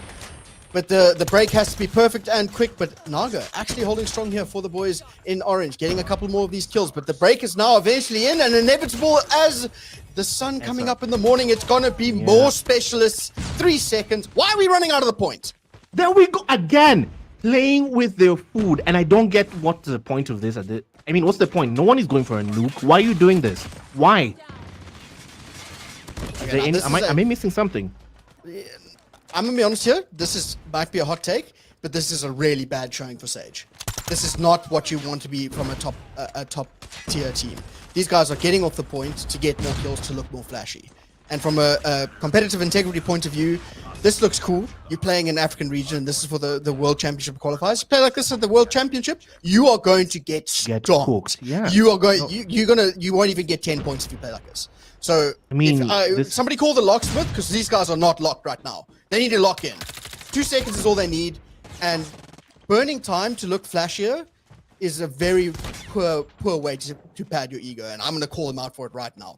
Look, I'm looking at chat right now, and chat is calling out something that may try and explain why Sage are doing exactly what they're doing. They're saying someone used a Molotov, which might be banned in this, and that might result in a Sage disqualification. Again, the admins, of course, will definitely look into all of that, but it might explain what's happening here and why they suddenly decided to go, you know what, toxic. Because right now it's very clear they're avoiding the point on purpose. It's very clear they're avoiding the point on purpose. With 20 seconds left on whatever hill we're on, because I stopped keeping track about 2 hills ago. Oh, it's P3. It's P3. It's, again, J Black of just somehow getting the hill, but it's because Sage are letting them. And at this point, just collecting the kills. They just closed it out there. Look. Oh. I don't know, man. I've got, this has left such a bitter taste. This is, I sing the praises of Sage Gaming every day of the week, but I think that is truly pathetic. I cannot stand for that behavior. I really, that's really that was bad. unnecessary. Yeah, I agree with you. That was unnecessary because unless what they're saying in chat is true, unless what's happening is a genuine call for disqualification and they knew that, but we'll see. But that was not okay. I mean, I'd have understood if they were trying to protect someone with a nuke, but that was for But no even then, reason man, at this is for a cup. What is the nuke going to give you? Is it going to give you more than $15,000? I don't think so. That is a silly thing. This is where I have a serious issue on our continent, sadly, is it becomes too flashy. If you're looking at, if you want to be taken seriously as the best team or the best players in the region or in the world in this case, because this is for the World Cup, you can't be doing that. Do you think the top level teams do that? Even if they don't. Yo, I'm so angry. Like, I can't even speak. It's like this fundamentally, it's made me think so little of Sage because it is like, it's like a bully thing to do. And how do you ever expect to be taken seriously if you're going to be doing that? If you're going to get on there and sort of like swing your meat around? Like, what does that achieve? I'm going to try and just ask if someone did use a Molotov apparently. I'm trying to just get the info on who did that caused all of that, but either way. 3-1. Yeah, that's pretty much it. 3-1. The series is over either way. But not a nice way to end either. Okay, cut to intermission. Before I say something I regret, good job, Sage. Go back to the drawing board. If you play like that in the grand finals, and then you come up against a team that's really good, you guys are going to get stomped. Lock in. We'll see you guys soon. The wait is over and the stage is set. The Carry1st Africa Cup returns, and this time it's bigger than ever. With a $15,000 prize pool and a chance to represent Africa at the Call of Duty Mobile World Championship 2025. This is where Africa's elite mobile talent rises. This year, we've expanded our reach. More teams, more action, more glory. Ready to step in? Registration opens May 3rd. Head to cup.carry1st.com and lock in your squad. From May to July, teams will compete in qualifiers across 7 official regions. And for the first time ever, there will be a wildcard slot. Here are the qualifying regions: Nigeria, Ghana, South Africa, North Africa, Kenya, Uganda, and West Africa. Not in one of those? The wildcard slot is for you. Open to teams from any other African country. Each qualifier will consist of group stages, playoffs, and regional finals as the best teams fight for their spots in the most electrifying showdown of the year. Only 8 teams will survive, and they'll earn their ticket to the Carry1st Africa Cup LAN Grand Finals in August. Only one team will rise above the rest. Only one will lift the trophy. Only one will represent Africa at the Call of Duty Mobile World Championship 2025. Think you've got what it takes? All players must be 18 or older and full-time residents of the same country. And yes, this is mobile only. So what are you waiting for? Grab your squad, lock in your spots, and make your mark on the global stage. Visit cup.carry1st.com for more details and follow the Carry1st socials for all the latest updates.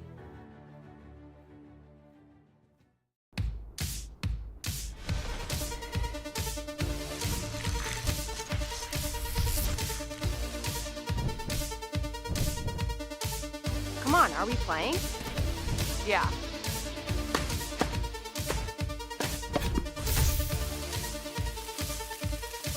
Let's play.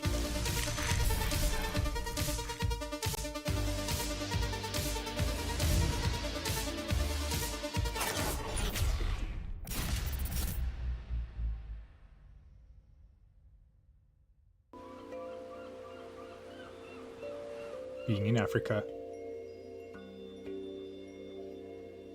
we've always been on the outside looking in. Years go by, so much time, effort, and passion into this game, waiting and wondering, is this finally the year? Prize pool of $1 million. Regions from all over the world will be competing to earn their payday and prove they're the best of the best. We're also very excited to announce that Africa will be joining the World Championship for the first time. Africa is here and ready to compete on the global stage. The Carry1st Africa Cup is back. this time as the official African qualifier for the Call of Duty Mobile World Championship 2025. Get ready. To celebrate this region's qualifiers for the Carry1st Africa Cup 2025, all COD Mobile players residing in...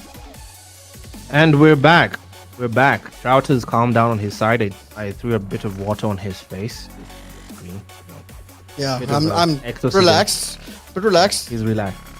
Too passionate, man. Too passionate. let's just take a look at chat, Trout. Let's take a look at. I see Adeleke on the side of a bit of toxicity. He's choosing violence. He's choosing violence. No, today. look, I can agree with that. We, for entertainment, sure, but for the competitive, let's just think about it.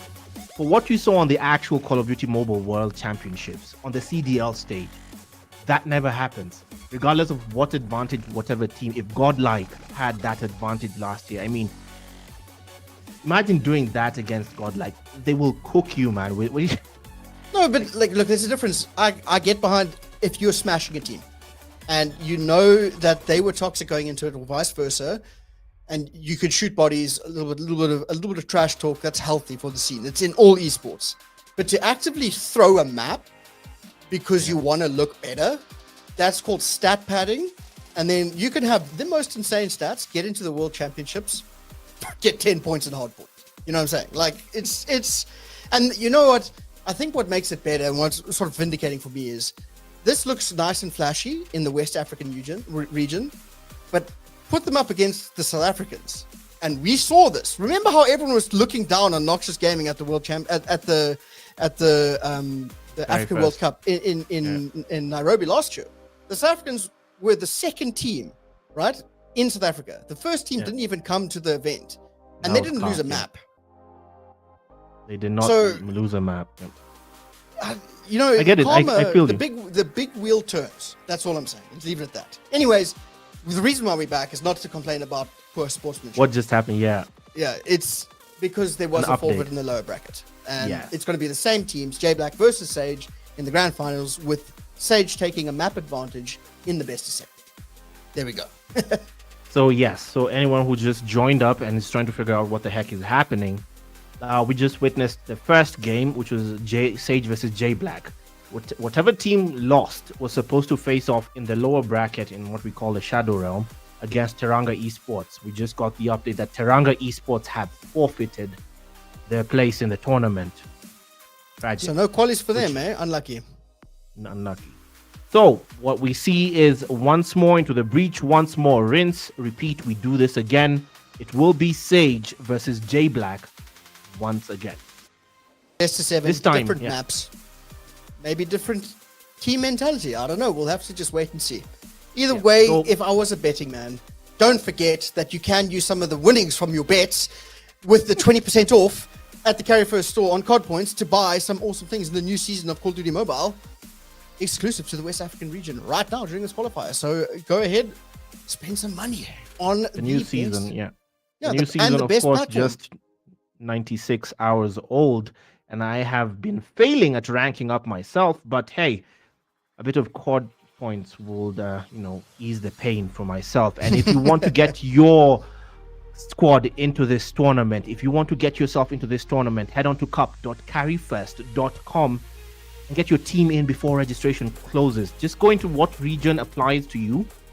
Be it Kenya, be it Nigeria, be it Ghana, be it South Africa, be it the rest of the world, which is the wild card one. Wildcard will come in when it's the rest of Africa. If your region is not specified there, just get your squad in before that chance closes out. Uganda and Egypt have closed out, and also the Francophone countries from West Africa have closed out. Get your squad in on cup.carry1st. And also, if you want to stream the group stages of these games, join the official streamer program ran by Carry1st and become an official Carry1st partner. Officially stream Carry1st games on your personal channel, work with Carry1st, and get a chance to work with them even towards the grand final, which will be fantastic. And it's lovely that Carry1st is offering so many opportunities to sort of pave the road into esports in Africa. I mean, we don't really see that very often. I know for a fact that outside of Southern Africa, there aren't many opportunities other than COD Mobile, at least at this level that I'm aware of, where you can have so many, like you can be a content creator and you can be a watch party, you could be a commentator or host like us. It's just all laid out for you on a nice silver platter. So if you don't jump at the opportunity, like I said earlier, lightning doesn't strike twice in the same place, so you better capitalize while you can. No, it does not. And I'm going to try and acknowledge a few people in chat. Ghost Max, what's happening? What's happening is we're in the grand finals. The grand finals will be a best of 7. That's what's happening right now. The map veto is ongoing. The teams choosing the maps basically is what's going on in the background. We'll get to that later. It might take a bit of time. We are having J Black versus Sage once more, since in the lower brackets, Teranga Esports, who was supposed to face the loser of that round that just finished, would have been J Black versus Teranga Esports. Teranga Esports have forfeited. So it's a repeat. Yeah, so now we go with the map advantage, obviously going towards the side of Sage. So it's technically 1-0 up already going into the grand finals. Don't forget that there is $15,000 up for grabs after the qualifiers here at the grand finals for the Africa Cup. And of course, that team that wins the Africa Cup is qualified for the World Championship, which is something that Africa has never been a part of. So Carry1st not only paving the way in Africa, they're opening the stage on the international scene. Cannot thank them enough. It's fantastic, man. It's so cool. That was fancy plugging, Trout. Good job. Good job. Hey, man, Plug them well. I talk for a living, you know. All right, we're going straight into it. I'm very eager to see what maps get chosen here, because I want to be the first one to blame the next person who chooses Takeoff. At least I'll have an idea who was the bastard responsible for Takeoff if that map appears again now. What's the beef with Takeoff? Now, let's unpack. I want to know why you hate the map. Take it to Battle Royale. It's such a huge map, man. It's too huge. It's 5v5. You're playing hide and seek. You know what, Rusa, I will not fight with you today. Okay, just Takeoff is a hide and seek map. The rage bait's too good. It's just too good. Rage bait's too good. But I agree, big maps are tough, especially on high-paced games. But the movement sort of makes up for that a little bit. But I agree, big maps always a hit or miss. And in this case, I don't mind it too much. I didn't like what was it? Kurohana. Kurohana, yeah, that one. You see, that one was either way. Looks like we're going to be slowing things down here. We're going to go on a quick break. We'll be back in a moment with the grand finals for you guys. We don't even know the maps yet. They're busy sorting that out. Hang tight. Don't forget to register. Spend your money on the Carry1st store. 20% off on card points. We'll see you guys very soon. The wait is over and the stage is set. The Carry1st Africa Cup returns, and this time it's bigger than ever. With a $15,000 prize pool and a chance to represent Africa at the Call of Duty Mobile World Championship 2025. This is where Africa's elite mobile talent rises. This year, we've expanded our reach. More teams, more action, more glory. Ready to step in? Registration opens May 3rd. Head to cup.carry1st.com and lock in your squad. From May to July, teams will compete in qualifiers across 7 official regions. And for the first time ever, there will be a wildcard slot. Here are the qualifying regions: Nigeria, Ghana, South Africa, North Africa, Kenya, Uganda, and West Africa. Not in one of those? The wildcard slot is for you. Open to teams from any other African country. Each qualifier will consist of group stages, playoffs, and regional finals as the best teams fight for their spots in the most electrifying showdown of the year. Only 8 teams will survive, and they'll earn their ticket to the Carry1st Africa Cup LAN Grand Finals in August. Only one team will rise above the rest. Only one will lift the trophy. Only one will represent Africa at the Call of Duty Mobile World Championship 2025. Think you've got what it takes? All players must be 18 or older and full-time residents of the same country. And yes, this is mobile only. So what are you waiting for? Grab your squad, lock in your spots, and make your mark on the global stage. Visit cup.carry1st.com for more details and follow the Carry1st socials for all the latest updates.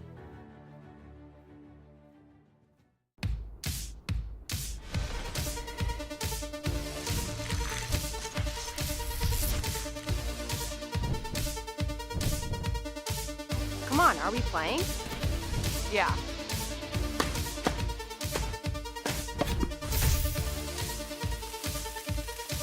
Let's play.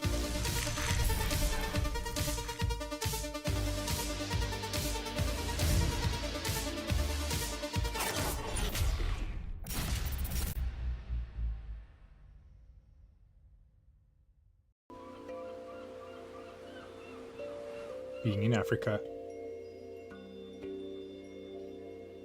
we've always been on the outside looking in.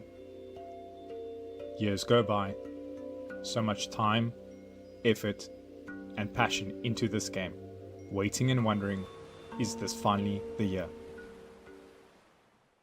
Prize pool of $1 million. Regions from all over the world will be competing to earn their payday and prove they're the best of the best. We're also very excited to announce that Africa will be joining the World Championship for the first time. Africa is here and ready to compete on the global stage. The Carry1st Africa Cup is back, this time as the official African qualifier for the Call of Duty Mobile World Championship 2025. Get ready. To celebrate this region's qualifiers for the Carry1st Africa Cup 2025, all COD mobile players residing in this region can enjoy 20% off all COD points bundles on the Carry1st shop.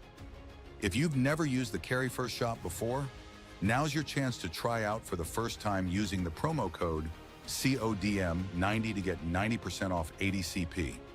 Visit shop.carry1st.com to claim this offer.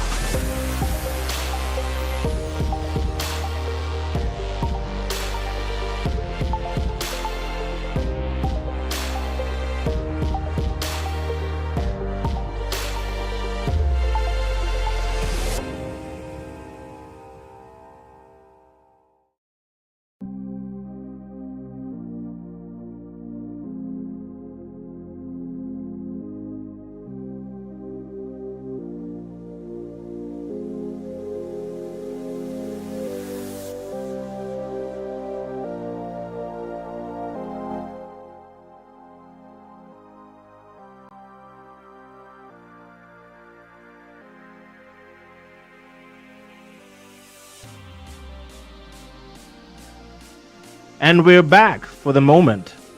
Trout. Momentarily. We're going straight into this grand final. And it will be Sage versus J Black. That's finally confirmed. Teranga forfeited their place tragically. They were supposed to try and redeem themselves back into the winners bracket. But we see Sage walk into this final with a one map advantage. What are the chances J Black bring this back? Well, we were discussing it off cam. It'd be cool from a karma's perspective, but if we were betting people, and in this case, there are two horses in the race, and one has a broken leg and the other has an extra leg. Sage has got the extra leg, and J Black is running a three-legged horse. Yeah, running with a shotgun wound to the leg. Yeah, exactly, right. They were once a great adventure, and then it took an arrow to the knee. In this case, it was Molotov in Respawn. So, there's a give and take either way. But we just working out the schedule because there has been a bit of confusion about our running schedule and whether or not the times are going to be set. Because initially it was supposed to be taking place in a few hours, but obviously with the forfeit, things move on. So we're just trying to get the players to the lobby and then we'll be right back into it. But in this beautiful time that we have a little bit of downtime, go ahead over to the Carry1st shop, use the 20% discount on COD points, and buy some nice skins because this game has got some crazy inspects. On the weapon skins, they got crazy operator skins. It's just fantastic. Who doesn't love a little bit of extra content? We're only 96 hours in on the new season of Primal Reckoning. The new battle pass is out, and with that 20% off the CP, a nice advantage to yourself. I sure as heck could use that bit of CP right now to just make things feel better on my end. It's Retail the end of the therapy month is and so it feels good. to be buy stuff, make yourself feel better. And if you haven't gotten your squad into this tournament as well, and you keep asking in chat, what tournament is this? What game is this? I want to join.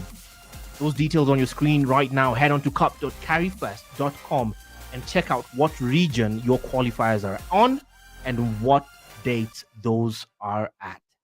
Just don't miss your region. Don't miss your region. So far, we've done the West African Francophone qualifiers. These are the finals you're just watching right now. Ongoing are the Ugandan qualifiers and the Egyptian qualifiers, which started yesterday. So, again, the summary, head on to cup.carry1st.com and get your squad in. Don't miss out. Don't miss out. If you want to stream, not just cast on these events, just head on to the community at Carry1st and apply to the streamers program and join to officially stream and host the watch parties for these games. You'll get a chance to work with Carry1st and a potential opportunity to go and work with Carry1st at the grand final LAN. Exciting. Which is happening towards the end of the year. That's all I'm going to say. Towards the end of August, yeah. We'll just say it's on their website anyway. It's towards the end of August. It's on there we go. site. Yeah. So we know that it is coming. And it's going to be really cool to see all of the best teams in Africa face head-to-head on a LAN stage.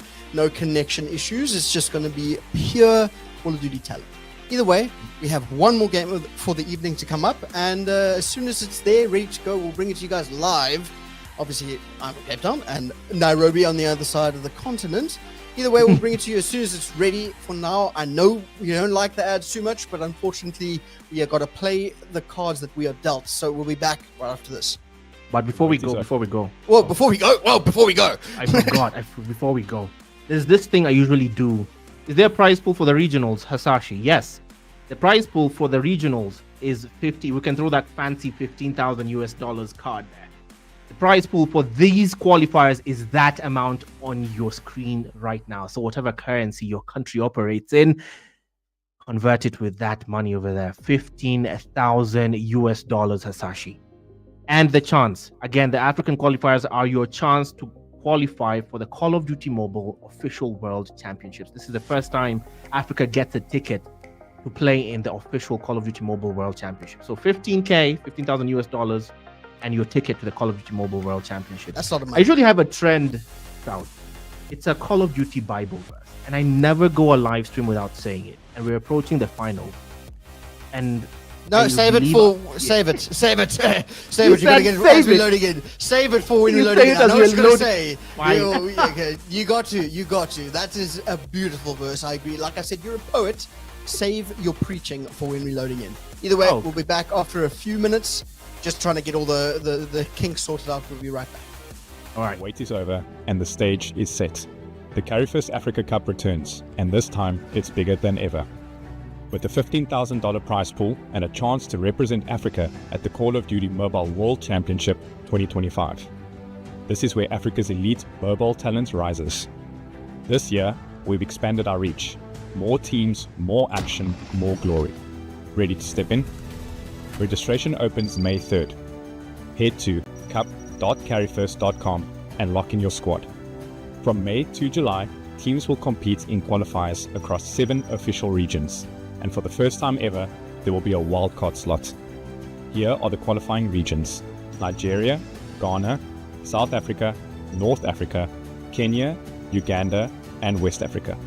Not in one of those? The wildcard slot is for you. Open to teams from any other African country. Each qualifier will consist of group stages, playoffs, and regional finals as the best teams fight for their spots in the most electrifying showdown of the year. Only 8 teams will survive, and they'll earn their ticket to the Carry1st Africa Cup LAN Grand Finals in August. Only one team will rise above the rest. Only one will lift the trophy. Only one will represent Africa at the Call of Duty Mobile World Championship 2025. Think you've got what it takes? All players must be 18 or older and full-time residents of the same country. And yes, this is mobile only. So what are you waiting for? Grab your squad, lock in your spots, and make your mark on the global stage. Visit cup.carry1st.com for more details and follow the Carry1st socials for all the latest updates.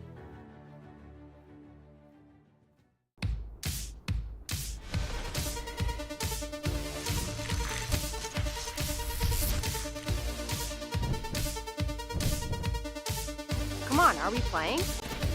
Yeah.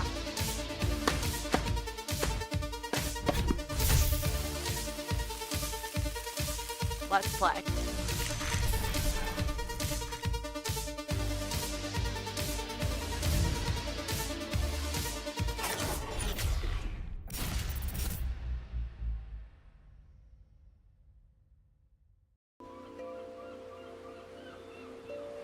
Being in Africa, we've always been on the outside looking in. Years go by, so much time, effort, and passion into this game, waiting and wondering, is this finally the year? Prize pool of $1 million. Regions from all over the world will be competing to earn their payday and prove they're the best of the best. We're also very excited to announce that Africa will be joining the World Championship for the first time. Africa is here and ready to compete on the global stage. The Carry1st Africa Cup is back, this time as the official African qualifier for the Call of Duty Mobile World Championship 2025. Get ready. To celebrate this region's qualifiers for the Carry1st Africa Cup 2025, all COD mobile players residing in this region can enjoy 20% off all COD points bundles on the Carry1st shop. If you've never used the Carry1st shop before, now's your chance to try out for the first time using the promo code CODM90 to get 90% off ADCP. Visit shop.carry1st.com to claim this offer.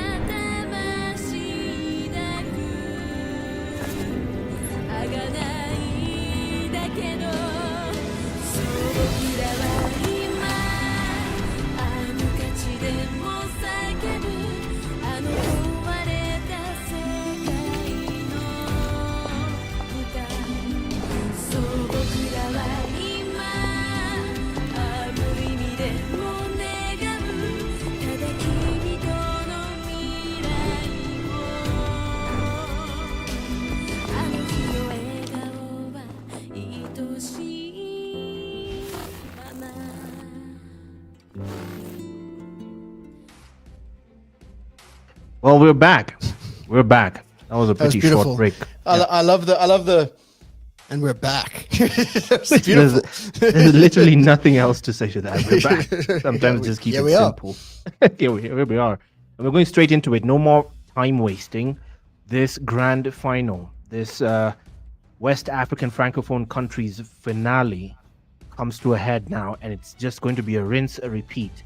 Stage Gaming walk into this best of threes with a one map advantage. Essentially, for those who may not understand what that means, it means we just walk into this with them basically having one map, just a 1 round score, an advantage, basically 1-0 already. Any other maps? I'm sorry, go? the map advantage is Apocalypse. Thank God I don't have to see that. It goes the way Apocalypse. This is crazy. We're I gonna know throw you hands do. after this. I know you do. I remember this from the grand final. I remember you were literally frothing at the mouth whenever you saw Apocalypse come on stage. It's just so good, man. It's a good 3-lane map. You can't really fault it. It's like Raid. It's just one of those. And Firing Range. I mean, we got some. And Summit. Damn, we got good maps on this one. Right? I like Takeoff. I don't know. You've got the beef. It's all good. I see you. But either way, let's quickly run through the maps before we debate which ones are actually good maps and not. We have HP on Summit, S&D on Firing Range, Takeoff again for Control, Slums HP, and then I believe we go to a Raid Control and then end it off on a Standoff S&D. Except for Takeoff, these teams can have CP on my bill. Just Carry1st do that. Give them CP on my bill. That's crazy. Those map choices, those map choices are beautiful. Summit to begin with, the snowy Badlands are a perfect start for Hardpoint. That very, very enclosed P1, it's ring around of roses inside that server farm there. It's a nice place to start in the mid room, in the data room there. And then Firing Range, such an exposed map for a sniper heavy map, just as exposed as Tunisia. It's a sniper heavy map on Firing Range, beautiful for search and destroy. And then there's that thing. That thing Takeoff is crazy. No, but I want to go back to Firing Range. I feel like every single wall in Firing Range you can shoot through.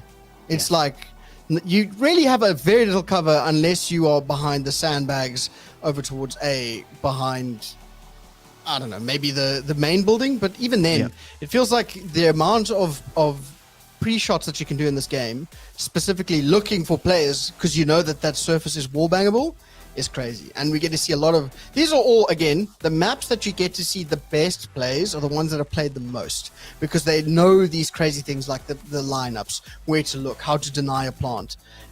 I like fundamental COD.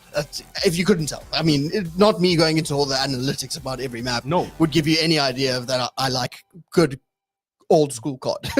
That is old school classic COD. Anyone who needs a crash course in Call of Duty always starts with either Standoff, Firing Range, or Raid. It's just one of those maps on how you learn to play Call of Duty, whatever mode you choose to play. Those are it. And these were very, very bread and butter map choices, beautiful map choices. I applaud the players. And of course, we're going to see the snowy Badlands to start off. Summit, it will be for Hardpoint. I'm excited. It's 7 p.m. in the Kenyan capital, Nairobi, and I am pumped. Because the first team to lock in to that $15,000 journey, that journey to lock in their way to the Call of Duty Mobile World Champs, that ticket, that begins today. The business end of this tournament starts in the next 5 minutes. Hopefully sooner. Hopefully sooner. Get us into the action as soon as possible. But like you said, this is the team that's going to be punching their ticket to the Africa Cup finals and then potentially all the way to the World Championship, like you said. And here's another tournament schedule, guys. Oh, this is fantastic. A new logo. We could do a new graphic. Here we go. There we go. Now look at that. Look, let's start at the bottom there. We now know the location of the grand final. It's going to be in Lagos, Nigeria. The LAN final for $15,000 is going to be Lagos, Nigeria on the 30th and 31st of August.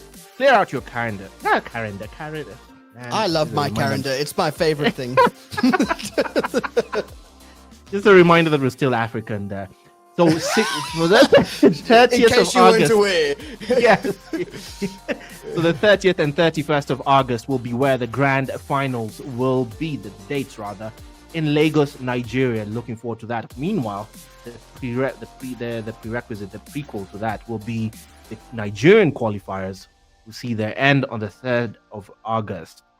The wildcard stages will be seen on the 19th of August. Kenya will see that before that on the 20th of July. South Africa before that on the 13th of July, who I just learned are having their own LAN event. I'm jealous, very jelly. North Africa currently ongoing with the qualifiers will see their end on the 22nd of June. Uganda, my neighbors here, will see their end on the 15th of June in about 2 weeks. There is your schedule. Sadly, I'm missing that cast. I will be traveling myself.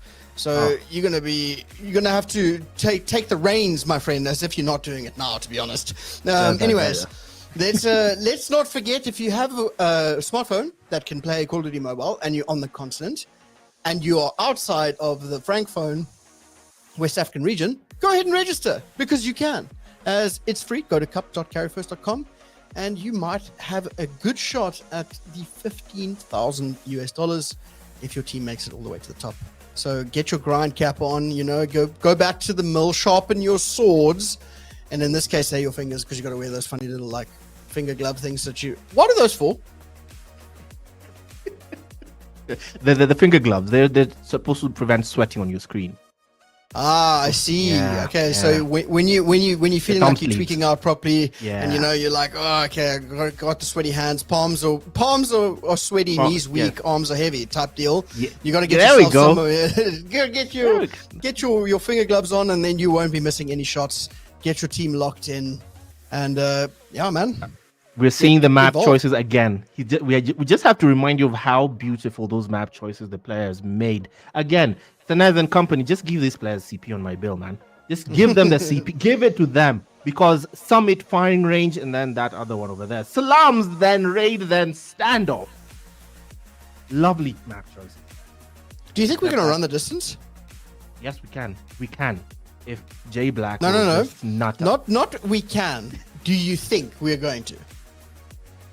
Okay. That was a very diplomatic. That was a good diplomatic answer right there. Like, do you think we're going to go the distance? I mean, we can. Like, it's possible. It's just I'm Switzerland in this case. I plead the fifth. That type deal. Yeah, plead the fifth while throwing me under the bus. I don't think we're going to run the distance.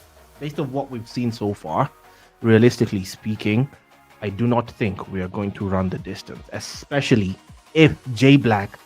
They say Madness is doing the same thing over and over and over again, expecting a different result. If J Black have not learned anything off that last series, it will be tragic, honestly, because they seem to have the same script over and over again. Let's just go straight into analysis. We start off with them keeping, steady. They're just the score gap. Either they start ahead, then they lose it, but they keep the gap within 20 points, 30 points, and somewhere. I wish we had an interview with one of the players, because I do not for the life of me understand where it all breaks down. So I don't get it. Yeah, it's like a good old broken record. If we're gonna truly kick the dead horse again, I think we need to look at maybe comms, right? We spoke about it earlier, but if they have the ability to sort of really communicate and give accurate call-outs and play-by-play for everyone in their own team, they might be able to have a bit more control. And I think that's where they're really lacking. They have the gunplay and the gun skill, because they're getting the kills, well, at least Evans is. And you need a little bit more from everyone else. It's not a one-man show. It really isn't. It never has been. In any team-based sport, you can have star players, but a star player generally does the best when his team is doing good or even well, if that makes sense. It does make sense.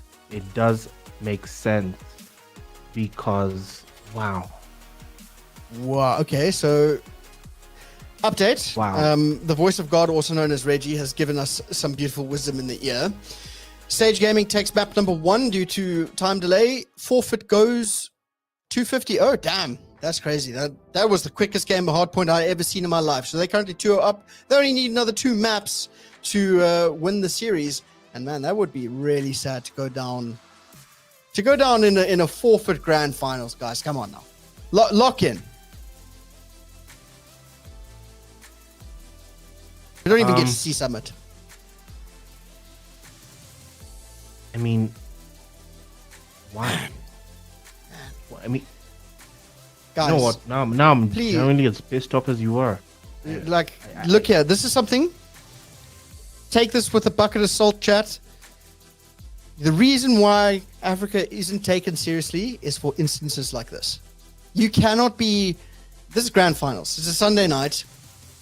We had this date has been set for a while, I imagine. We need to really iron out these kinks because it seems as though the forfeit is a bit harsh from the tournament organizers' point of view, or not necessarily their point of view, for the community. How could you forfeit them?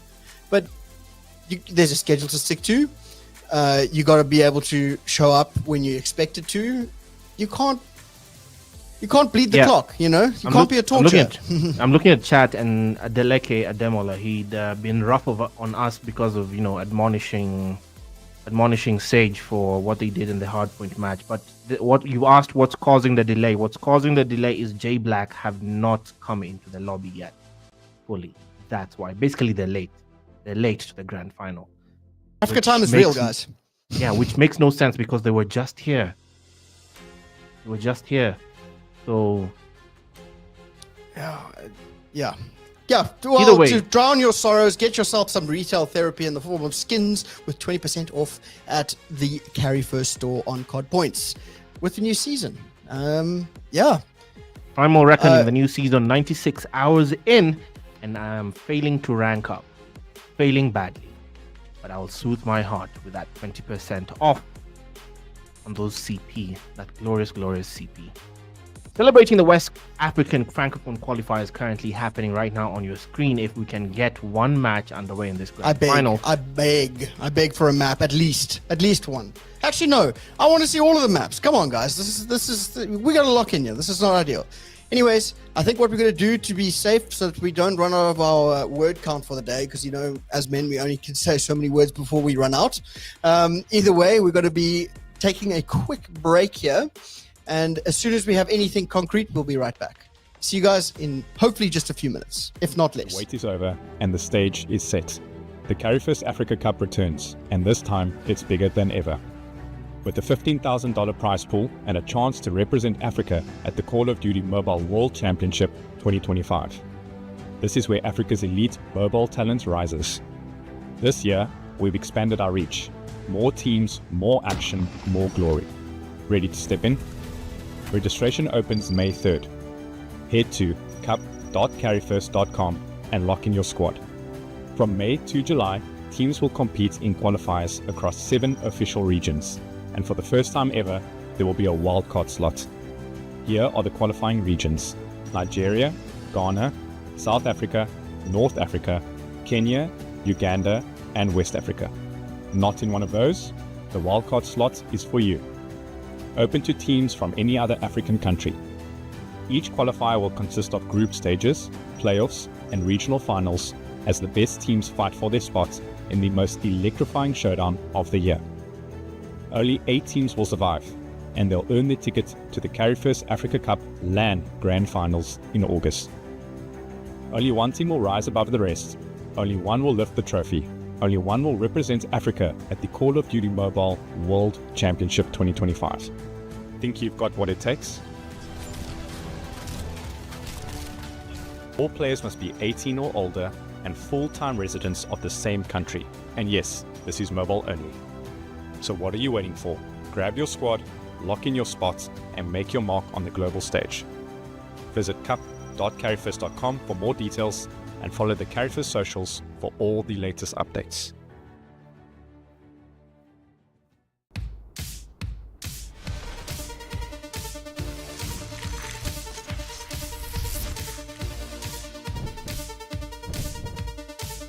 Come on, are we playing? Yeah.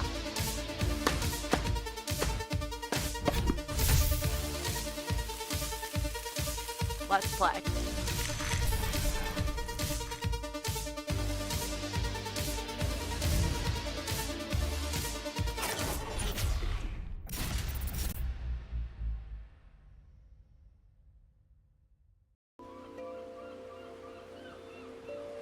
Being in Africa, we've always been. We return with that dismal news that there was another walkover on the Hardpoint. J Black were late to the party on a grand final, and with that, another round advantage for Sage, capping their feather in their cap rather for in this best of 7 marathon. They get This one is map sprint, let's advantage. be honest.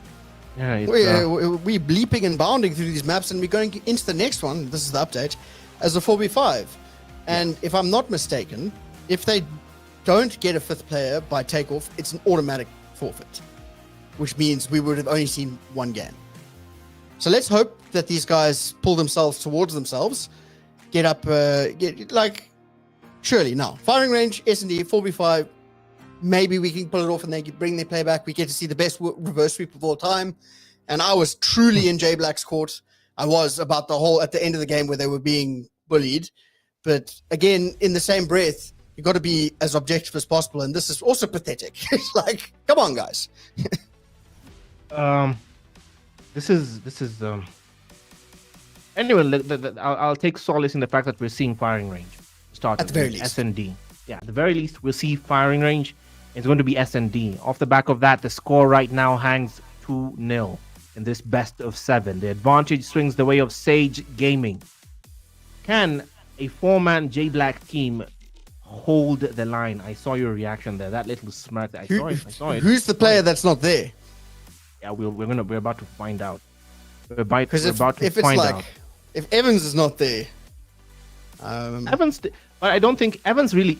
you are It's joking. Evans, joking. It's Evans, the man who carried them through the Slayer rounds of Control and Hardpoint, is not present for J. Wow.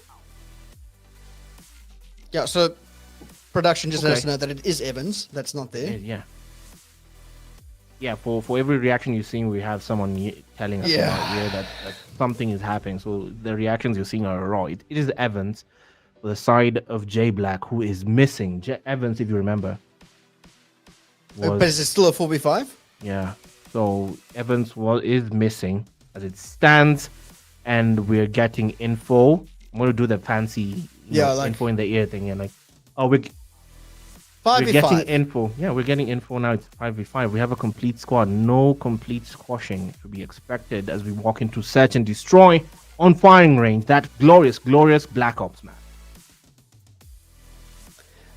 Yes, sorry, I don't have the TikTok stream open. Is the registration still on? Yes, it is. Go ahead, get involved. It's completely free if your region hasn't closed off yet. And as far as I understand, it is only the Egyptian or the North Africa, Uganda, and West Africa that are closed. So if you are outside of those regions, you're more than welcome. Bearing in mind, there is a beautiful little wild card there. So your team can still technically play even if your region has closed. So go ahead, sign up, get involved, show some love to Carry1st, man. It wouldn't be possible without them. Correct. Very, very correct. Now, what exactly can we predict from this round? We're going straight into the action. This is going to be search and destroy on firing range. Expectations, Trout. Well, they don't have Evans, but it's a 5v5. Maybe, how funny would it be if Evans was the problem because he was too much, like On the killing, He was like, sometimes you can't contain a nuclear explosion. That's how it is. Maybe this is what they need. Maybe they needed a fresh set of eyes, maybe a different in-game leader. At this point, I'm really grasping at straws for the side. Oh, never mind. It's still a 4v5. Okay, We're hoping that one of the players connects immediately to just give us some relief because we start right off. Oh my goodness, it's a 4v5. No substitute. Checking in. We start right out. 4v5, 1-man disadvantage for J Black to start us off on S&D. Who gets the kill first? It will be Sin. He gets 3. For the side of Sage. Good start. Sage doing Sage-like things. As it's now a 0v5. And Sin got 3. This is difficult to commentate. I think that's the problem. It's when there's this many changes and this many hiccups, you've sort of lost your flow. And I think we need to get back into it, which we will. Either way, it looks like a standard start here. A lot of pre-nades, trying to get a first couple of kills here from the side of J Black. Maybe a bit more map control, but A looking like in the sights to see where the first blood takes place. Right now, carrying the bomb, it's Naga for the side of J Black. Heavy responsibility, especially considering the situation they're in. Berserker versus Sin. He loses that 1v1. Right now, again, 3v4.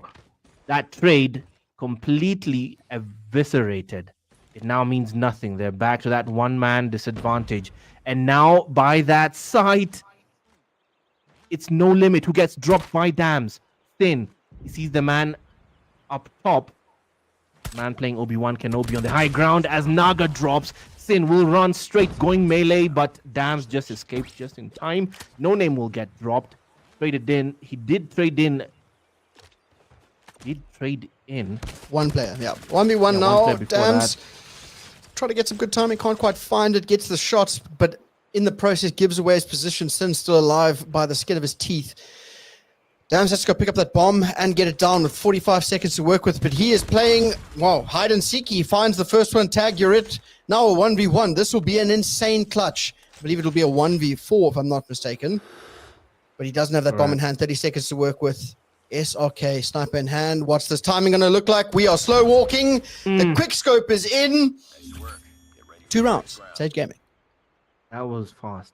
That was fast. And this is getting tragic. Very, very fast. We are literally witnessing a whipping. Yeah, because if they don't get a 5th player by the next map, it's going to be a 4 in the grand finals, which is a bit sad. But either way, it looks like we are still going on attack here, attacking down the side of the firing range, the actual firing range. But the trades are quick. 5 or 4v3 now. It's okay. Finding another one. Naga finds a second to his name.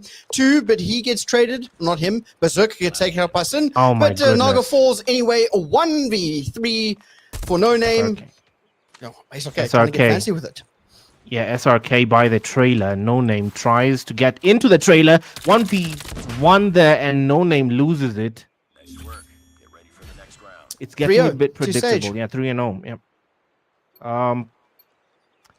We start off again, round 4 of this S&D matchup on Raid. Happy to see Raid, not happy to see the result. We start again, Tundra in hand. This is SRK by trailer.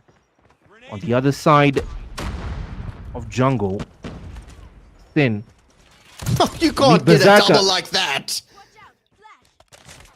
Nebula who claims the double, 2 for the price of 1. No Name will be waiting by the back alley and drops a double of his own. Levi and Sin fall in quick succession. Dams traded in by Limit. Oh, nice little tap there for No Name. Drops Nebula in return. Now a 1v2. Not impossible to clutch. But a tall order. He'll take 1. Not this time. Not this time. Limit was wise to the act. Read the script. Yeah, he read the script. It's all, guys. We knew exactly what was going to happen going into this. It's all pre-planned. It's actually pre-recorded, and our reactions are totally legit when it comes to everything. No, I'm joking. Anyways, looks like I don't know what to say, man, because it feels as though first blood is good. Can't get anything more than that. Then it just becomes trade fest, and you can see the aggression from Sage. They fear no evil. Into the fray we go. But first blood now found by Berserker. Bearing in mind, Berserker, I think in the entirety of the series that we watched, this is his 10th kill. This is Sin, who's dropped by Naga. This time, J Black have found their footing. We'll see if that holds. 2v4. Levi and SRK left to fend the fort. To hold down the fort. Yep. Dams still carrying the bomb. That objective may have to be met. If they choose to go at it with the kills, hey, good on them. Right now, across... Berserker saw the man. What was he that? Saw the man weird. by barn. Yeah, that was strange. He saw the man at the barn and did nothing about it. But Berserker did get Levi. Literally, his name has come into play. He went Berserk on that round. Solo effort on his part. He got 4. Fantastic stuff. He got 4. I have to respect that. He must have heard me calling him out in the previous game that he played, and he got, I think it was 7 kills for the hard point. Either way, he did the Lord's work there, and onto B we go. A bit of aggression now being met with aggression. Levi and everyone trying to find something, but it's actually going to be Nebula who draws the first blood. Now it's a 3v5. Again, a double advantage for the side of Sage Gaming, and they're just holding tight angles, as you should in S&D. Sin holding the corner. Berserker feels something is wrong, but Levi will rush it. Berserker somehow did not get the kill as Levi got the drop on him. What the heck just happened there? No Name left alone to fend off a 4-man attack. You're the last one. Complete the mission as it's Levi who claims the kill. Sin had seen him, but just added to the damage, and the hits just keep on coming. 5-1 Sage. Just sort of playing as you do, I guess. They're playing as best they can. And in this case, right the aggression, and that was the 6th round. Right, the change from attack to defense has come through. Onto A we go. No Name. What are you looking at? Because the answer is not the enemy, and 2 players will fall in quick succession. Dams and Berserker last alive in these 2 versus 4 situation. Bomb now going down. Rinse and repeat for Sage as they have map control. Dams, though, trying to see if he can break the dam, but his teammate Berserker falls in the fray. He gets taken out 6-1. 1 round away from closing it out here. All right. Fresh off the respawn by tables. This is Berserker and Cove for J Black. We go again. We go again. We go again into the fray. And now it looks like a hard A once more. The armory straight into jungle. Sin at the trailer. Drop. He didn't get the kill there. It's Levi who claimed the kill. Sin had seen them. No pun intended. Then Berserker drops. Trades in with SRK. Berserker will go for the trailer side. An uphill battle, quite literally 1v3. He holds the Tundra. Ah, quick enough. Quick on the trigger fingers. But drop shot by Sin will close this. Will close this one out. 3-0. 3-0 and 7-1 in the S&D. A bit of brilliance being shown there from Berserker. He had 2 good rounds, good couple of shots. It's pretty much a different team that we are casting over here for the side of J Black, so not much we can say. Maybe it's a pickup team. They don't have much time together. It could many factors. The fact that it was a 4v5 out the gates is already a tough start. Either way, Sage, unsurprisingly, take the S&D as they took the first 2 maps, 1 on advantage, 2nd on DQ. And I believe they have 5 minutes to get a 5th player. And if they don't, that's going to be a 4-0 in the grand finals, putting the first team into the running for that $15,000. Despite that loss, that was a beautiful quick scope from Berserker there. That was Either good. way, that must admit. It was good. The result, though, that was a different story. First automatic map win, automatic map advantage for Sage. Then coming off that, DQ. This is something I got to give you my best words of wisdom that I've ever heard when it comes to something like that. A good play is good, right? But a polished turd is still a turd.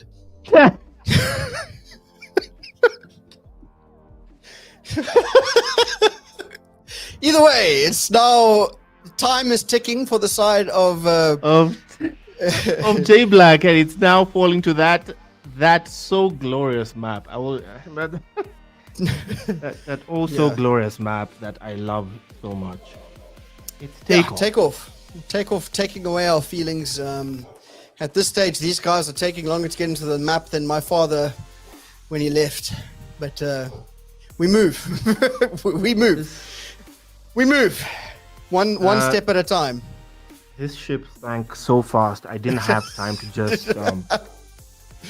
Man, it was straight downhill after the first series when it unhinged towards the end. Either way, we wait in the wings. Oh, no. With look at chat. Look at chat for a second. Oh, before we get to chat, remember to soothe your sorrows. Just take soothe your sorrows with the glorious discount on CP right now that Carry1st is offering to celebrate the West African Francophone qualifiers. Enjoy this limited time offer for this period of these qualifiers, man. The West African qualifier finals happening right now, of course, as you You're watching them. Of course, the West African qualifier finals for the Francophone qualifier countries. That will be Cameroon, Senegal, and Cote d'Ivoire, who are heavily involved here. This tournament so far has seen 3 nukes, 2 of them in the Ugandan qualifiers and 1 in this very qualifier, the West African qualifiers. Of course, look at the calendar there, stacked to the max with plenty of Call of Duty action all the way to August. So we see that grand final. West African qualifiers happening right now on your screens. Uganda will see their end on the 15th of June. North Africa see theirs on the 22nd of June. That will be Egypt and Morocco. Ghana see theirs on the 29th of June. South Africa, who are, I'm so jealous, have a LAN on the 13th of June. Kenya see theirs next, followed by Nigeria. And then we see our grand final. If you haven't gotten your squad in, that happens at cup.carry1st.com. You've seen the regions, you've seen where you slot in. There's the rest of Africa one, the wild card. If yours is not listed there, you qualify for the wildcard slot. That is for if your region is not on the list that you've seen, head on to the wildcard slot. Oh, and now did they find a fifth player? We hope so. We hope so. We hope they found a 5th player. It is they finally found a 5th player. Let's go. Yeah. Ironically, remember, this is the map that they won. This is the map and mode that they won. J Black, the only one they won. And it's a 5v5 though, remember. And is it Evans? Is Evans returned? I hope so, because he's the dependable man. No Evans. Production just says no. And I saw someone in chat say J Black right now in total disarray. They are in the trenches, my man. Not disarray. These guys are. This is bad. We need something. These guys need to pull themselves towards themselves. Either way, here we go. On attack. It is going to be start off. Yeah. J Black. J Black with Dams leading the charge towards A. They have the responsibility to take the points. That's their role. And starting off with First Blood, it will be Sin claiming Berserker, and in quick succession, the rest of the squad falls, and it's only Dams who gets a kill on Sage Gaming as the rest of the team loses lives. 29-24 is where we stand as the dominoes keep falling quickly. Look at that life count. It's falling faster than the clock itself. Yeah, we're counting lives in seconds here as the spawn trap beginning to develop. 4 Sages, they're trying to keep them as far away as possible from those points. Potentially overextending a little bit there. 3 of them will fall. Make it all 4, and that has opened the door wide open over towards A, but you can see the team maybe a little bit apprehensive about trying to get some time as, again, choosing to go for the kills and not the objective will come back to bite you 9 times out of 10, and you will just be put into the spawn trap, and that's exactly what's happened here. Only 2 lives between the two, but 25 seconds to work with. J Black, they need to get onto a point. They need to do it quickly.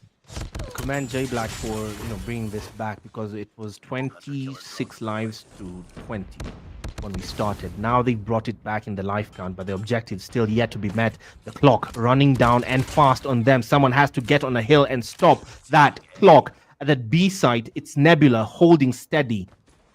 At the A site, they have someone there, halfway, quarter-way locked. Yeah, 2 players, but there's nobody with a foothold there because the clock is still running. Now someone is in to halfway lock it, give themselves an extension. Is that someone is still? No, he's down. It was Dams. Dams has been dropped. 5 seconds left. Get in there. It's Nebula still holding at the B site. He's dropped by Berserker, but the clock has run out. They lose round 1. It's sort of like the case where they have a beautiful play and they get 4 down and then they go, what now? And then they get, instead of running onto the point, because they actually cleared A completely and they could have sacked it and absolutely captured it without being contested, but they opted for spawn kills. So split-second decisions that are coming back to bite them. And right now, you can see the complete turn from the side of Sage as they send players onto the point and start capping. Actually, no, I eat my words. Over towards B we go for the spawn trap. Forget me. Fundamentals mean nothing in COD. That's my bad. We're here for kills. Right now, the stats mean nothing because everything we know about Call of Duty is just going out the window with what we are seeing. 26 on 23 lives. The roles have reversed. Roaming around with a death machine. It's Tej for the side of J Black. 23 to 23. The objective now falls to Sage to cap the points, and Berserker roaming around with that Annihilator, meeting his own objective, just stalling for time. Make sure they get nothing, not even an inch, as the Annihilator goes on to collect even more. No Limit, the latest victim, and now spoke too soon. It's Levi who falls yet again. He'll try more, but Nebula stops that little combo he was collecting there. Now the claw for Sin on his end. Revenge kill, but No Name says no. He's holding steady at the B site. It will be Nebula who gets in there to try and cap, but he's got dropped. SRK is now at A to quarterway lock it, but he's completely surrounded. 11 lives to 15. The life advantage is falling the way of J Black. This time round, it's clearly much better to be on the defense than offense. That's one thing that seems to be abundantly clear, because in 5, 4, 3, 2, 1, it might be GG's on this round for Sage. Yeah, fundamental cards mean nothing. Fundamental gameplay mechanics like capturing the point mean nothing. That's my bad. You know, it's definitely kills that wins you the map. It's not securing the objectives and Seems not no trying Evans. to get defense. Yeah, no Evans, no problem. Yeah, exactly. Because Sage is trying to look fancy. Why are we getting 4 down and then running away from the point? Like, somebody answer me that. I ask you with tears in my eyes. Remember in the last round of Control, Sage decided to make that risky decision, that ballsy decision, because I call it ballsy. It was not bad, but it was just a ballsy one, to go at it 3v5. They went at it with 3 men. This time, they're not making the same mistake. They have a fully stacked 5-man team as we head into the, what will be, oh no, it's not the final round. It's going to be the 3rd round, but not the final one. Someone has to get first to 3, and the Claw just keeps collecting from Dams there to give the team a 3 life advantage, and he'll add another to the tally, but not before being traded himself by Levi. But again, what are you doing in the spawn if your team... Okay, cool. Sit in the spawn. Get kills. Get your team on the point. Flipping around at your frustration. No, it's crazy to me. 34 seconds. They're finally on a point now. They're going to be double stacking it. They might be able to get a tick here. Down 5 lives this stage because they've been so desperately spawn trapped. But they need to get back into this game, and they need to start doing it quickly here. They eventually go over towards B. 28 seconds. They're stopping it again, but it's just a 1v1. Now lost. Look at the 2 players around A. Oh my goodness. All right, I see Sanez in chat asking, J Black come back? Maybe, but I'm going to need you for now to just go ahead and take your daily dose of delusional, because you are clearly deluded. Right now, 12-6 is where it stands. The advantage may read for J Black, but SRK holds the death machine to try and give a say in the matter for himself. They have the opportunity to do something here, but they have to put their foothold on the 3v4. point. Nebula comes into 3v4, and as Nebula tries to go and clean the A site, Levi will hold at B. The clock is still running. The responsibility for J Black to at least stop the clock somewhere. An extension of life, and they choose to go at it at A. Sensible choice. Finally, halfway locked. Nobody can unlock it. A double take at B as Naga comes in to just play confusion. No Limit is left alone.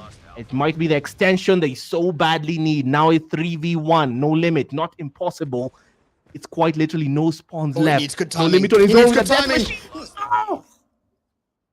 Man, Finally, brethren, a response from J Black. a response from J Black, but again, it's fantastic. They won the round. Got to give it to them. That was excellent towards the end there. They managed to stack the point, but they need to start working on their fundamentals. Great stuff towards the end. They actually had players on the point, got the kills, got the control. Now we need to see the same thing from Sage. They are down. They can win this here, 4-0 in the grand finals. But man, oh man, if we see a comeback now, it'll be the comeback of ages. Comeback of ages. That's. I'm not gonna go ahead and just say that, because we saw this again. We have seen this before. The last round they gave us hope on Control. This very map, this very round, this very situation. The only difference is now it's a best of 7. No Name and company lead the charge to fend off the attack at B. Will that happen? Someone is at B and has it quarterway locked. This time, the responsibility for the uptake falls to Sage Gaming. The responsibility to defend and potentially win the round, it comes back to J Black. They can actually do this. 21-20. But right now they're at the B side, fully stacked. The blue body's holding the line at B and almost halfway locking it to stop the clock at B. It is J Black who now have to fully send bodies and fend it off. They have a chance to steal it again at control. 17-18 lives, only a 1 life disadvantage, and Tej is leading the charge to fend it off with everything they have. Clearly, like we said, no Evans, no problem. They are doing well to hold so far. He has plenty of backup on the side of Sage. They have the responsibility to try and cap any point. Stop that damn clock. Oh my goodness, the Berserker from Berserker. Huge two-piece there. 21 seconds, 4 lives between the two, and this might be the ball rolling towards the side of J Black like they need. They're just trying to keep these players away from the point for as long as possible. On to B we go, 9v13, 4 lives between the two, no limit going to the spawner, not the point. That won't come back to bite him, I promise. Either way, someone open the door behind me. 15 seconds left. They have stopped the clock. This time Sage determined to try and hold and give themselves the extension they so badly need. They have it, 1 minute and 15 seconds left, but they will fully send everything towards the A site. With 4 versus 3 lives, it was all for nothing. They gave themselves an extension to suffer further. As And the they do win exactly on control. that. Yeah, they do exactly that. Wow, okay. So Sanez was not that deluded. Not at all. Not at all. I take that back. That delusional might not be necessary, Sanez. You actually might have a point. But either way, we have seen this before. We saw this exact same way.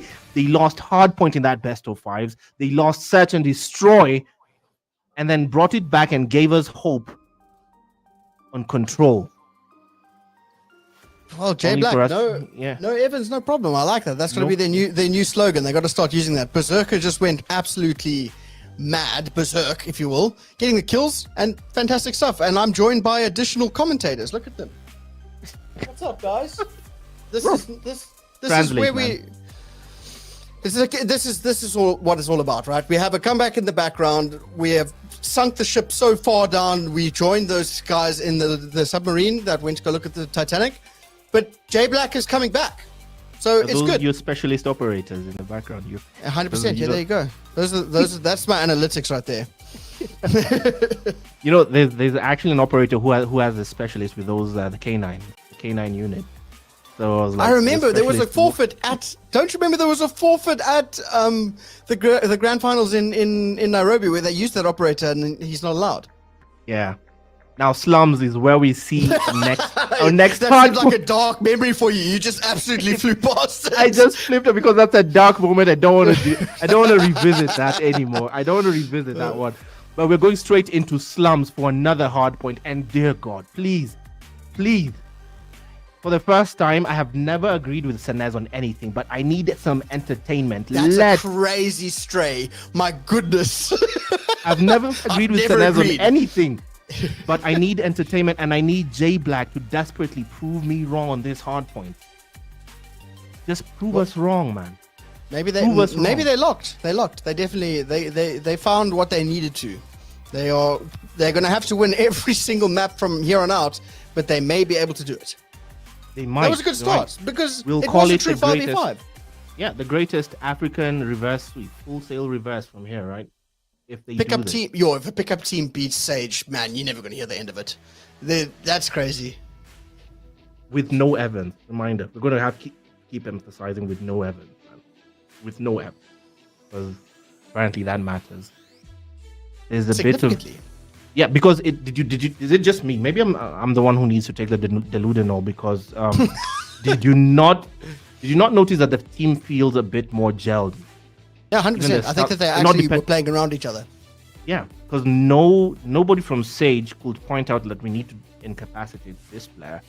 Just drop the rest of the team. No, exactly. They had the opportunity to sort of take a bit more control, run around. And it would be crazy if it was Evans that was the problem. And I mean, that could be maybe it's a team chemistry point of view, like you said, they are definitely more gelled now. But we're going to a different game mode, and we're going to a game mode that we know that Sage plays very, very well. So they might be able to sort of put the final nail in the coffin that has been this grand final. But we'll have to just wait and see as we're loading in. Slums, man, another classic. Can't wait to see how this is going to go. Oh Lord, we start off on that very exposed statue P1. That statue in the middle of those grounds. P1 is a very exposed map. We're going to see the exact same thing we saw at Hacienda. Not much scrap time gotten off P1. That's my prediction. I still see no Evans. I think they're running with it. Let's go. Well, if it ain't broke, don't fix it. Correct. Let's go. Take us away. Into the point we go, and it's going to be close spawns and quickly onto the point for the side of Sage Gaming here, and they might be able to find the first set of kills. I love that there are smokes in this game as well. Fantastic way to cut off some choke points. Kills working out to the T for Sage. It is just No Name who is alive, but you can see he's already playing for those spawns on the next hill. Fantastic stuff. Maybe concede a few points on this hill to make them up on the next, but the kills not looking so good for the side of J Black here. Maybe Sage tripped themselves a little bit, stumbled, maybe. Having said that, break is in, but no limits. Clearly not finding any limits other than dams as he gets more and more kills. First to districts, SRK is out. Time almost uncontested, still going the way of Sage Gaming. Well, Slums, it is. Right now, the P1 is falling heavily for Sage Gaming. The first 60 have been in their favor. Barely able to break in there. It's SRK holding steady, getting a nice collection of kills. He has a nice combo. I've seen him take a 3-piece right now. He's adding 4 to the tally. Yep, he has a nice 3-piece there for himself. Holding and rotated early to P2. Now, P2 is a very enclosed point. This one, they could completely break away and hit 100 if they're not careful. A full 60 here, and Sage will get 100, and it starts with Tej falling to no limit. Tries to force his way in. He tried to break in the back alley as well. It's fully held. This time sliding through. It will be Berserker who drops No Limit. No Name adds Levi. And now the yellows for J Black have registered their presence on P2. 30 seconds left. Can they hold the line and play catch-up? Pure fantastic stuff there. Perfect break from the front. Bully the way on through. Flip the spawns on out. But having said that, Nebula looking to do the exact same thing himself. He finds 3, almost the 4th, but he breaks the hill single-handedly. Berserker with the split spawns manages to make it as mixy as possible. Now SRK with the death machine in hand, trying to see if everything and anything is bulletproof, but he looks for the spawn trap.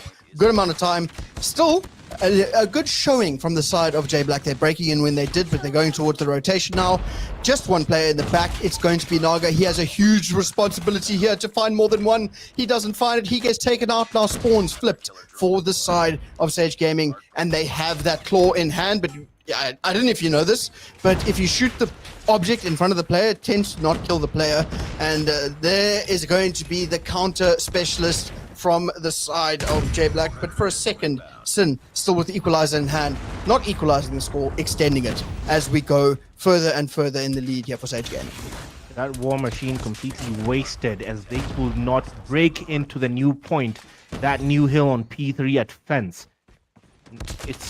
Oh, they have broken in. They have broken in, but the question is, can they hold No Name on the outskirts with that equalizer to try and mitigate disaster? This time, No Limit will stop that advance. As he tries to break into fence. On the other side, it's Naga who is caught unawares. He sees a blue body in there and he loses the gunfight. A bit of ring around of roses and the USS 9 comes to his aid. This is 7 seconds left till we rotate. To P4. I lost you there for a second, but you're back. We rotate to P4 indeed. And it is going to be as mixy as ever, but it looks like one initially for the side of Sage here. And you can see Levi with that war machine in hand, testing if his teammates are killable. But right now, he's just shooting everything he can. And himself. That's meme-worthy right there. You know, if you can't kill the enemy, you might as well kill yourself. Assisted suicide as SRK slides into the point, dropped by Berserker. Now Gravity Vortex gun comes in clutch. And a bit of a contest on Garage. P4 at Garage. 30 seconds left. Goes the way of Sage Gaming. 124 to 41 is where we stand with 27 seconds left. P1 at Plaza, waiting in the wings. It's No Name early to rotate. Maybe he has rotated a bit too early.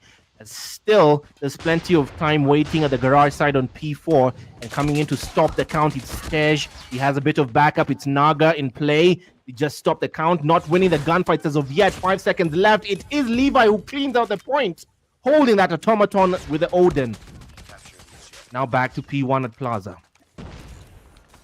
Again, a broken record. It feels as though there are moments of glory for the side of J Black. They get such good breaks. They get into the point. They use utility like they're supposed to, but for 15, 20 seconds at a time. And then you can see the counter utilization of specialists here for the side of Sage Gaming doing work. Berserker in with that Equalizer, Annihilator, gets the kills, but then traded. It just feels as though they're one step too short to take control on this HP, because right now, down 110 points, 120 points. Not looking great here, as more and more is being thrown at them in the form of utility and specialists. It really looks as though Sage Gaming are in full stride, going from hill to hill to hill. Even if they're broken, they just pick up the pieces and put it back together. These guys are not made of Lego, because their Lego is glued together. Levi, nice showing there with a death machine. On the other end, it was Berserker, proving exactly what Price said. Switching to your sidearm is faster than reloading. He had the nice machine pistol, which got a nice buff this season. Nebula now holding the Annihilator, trying to break into P2. The yellow bodies for the side of J Black are early to that point. This time, can they hold it steady? Net at P2. Break in, Dams holds it. Not getting... Okay, get into the point, Dams. Get into the point. You need the scrap time more than anything. And right now, it's broken into. He's on the outskirts, fending off a back alley attack. No Limit and SRK do come through at that same side. And now on the outskirts, fronts have been completely flipped. They have been completely flipped, as the yellows for J Black find themselves completely locked out of net at P2. 20 seconds left. Rotated well. Gets broken. No control in the mid-map. I think it becomes sort of like a turtle getting into its shell. They managed to do the right thing, and then what now is really what it's looking like.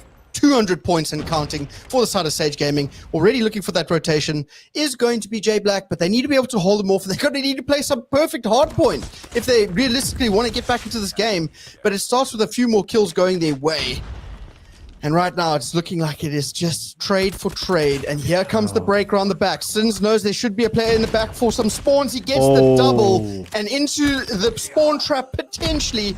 Actually held very well for the side of J Black here, keeping them at bay for now. But through the front, it's going to be Levi finding kills, getting time. But Naga eventually finds the kills.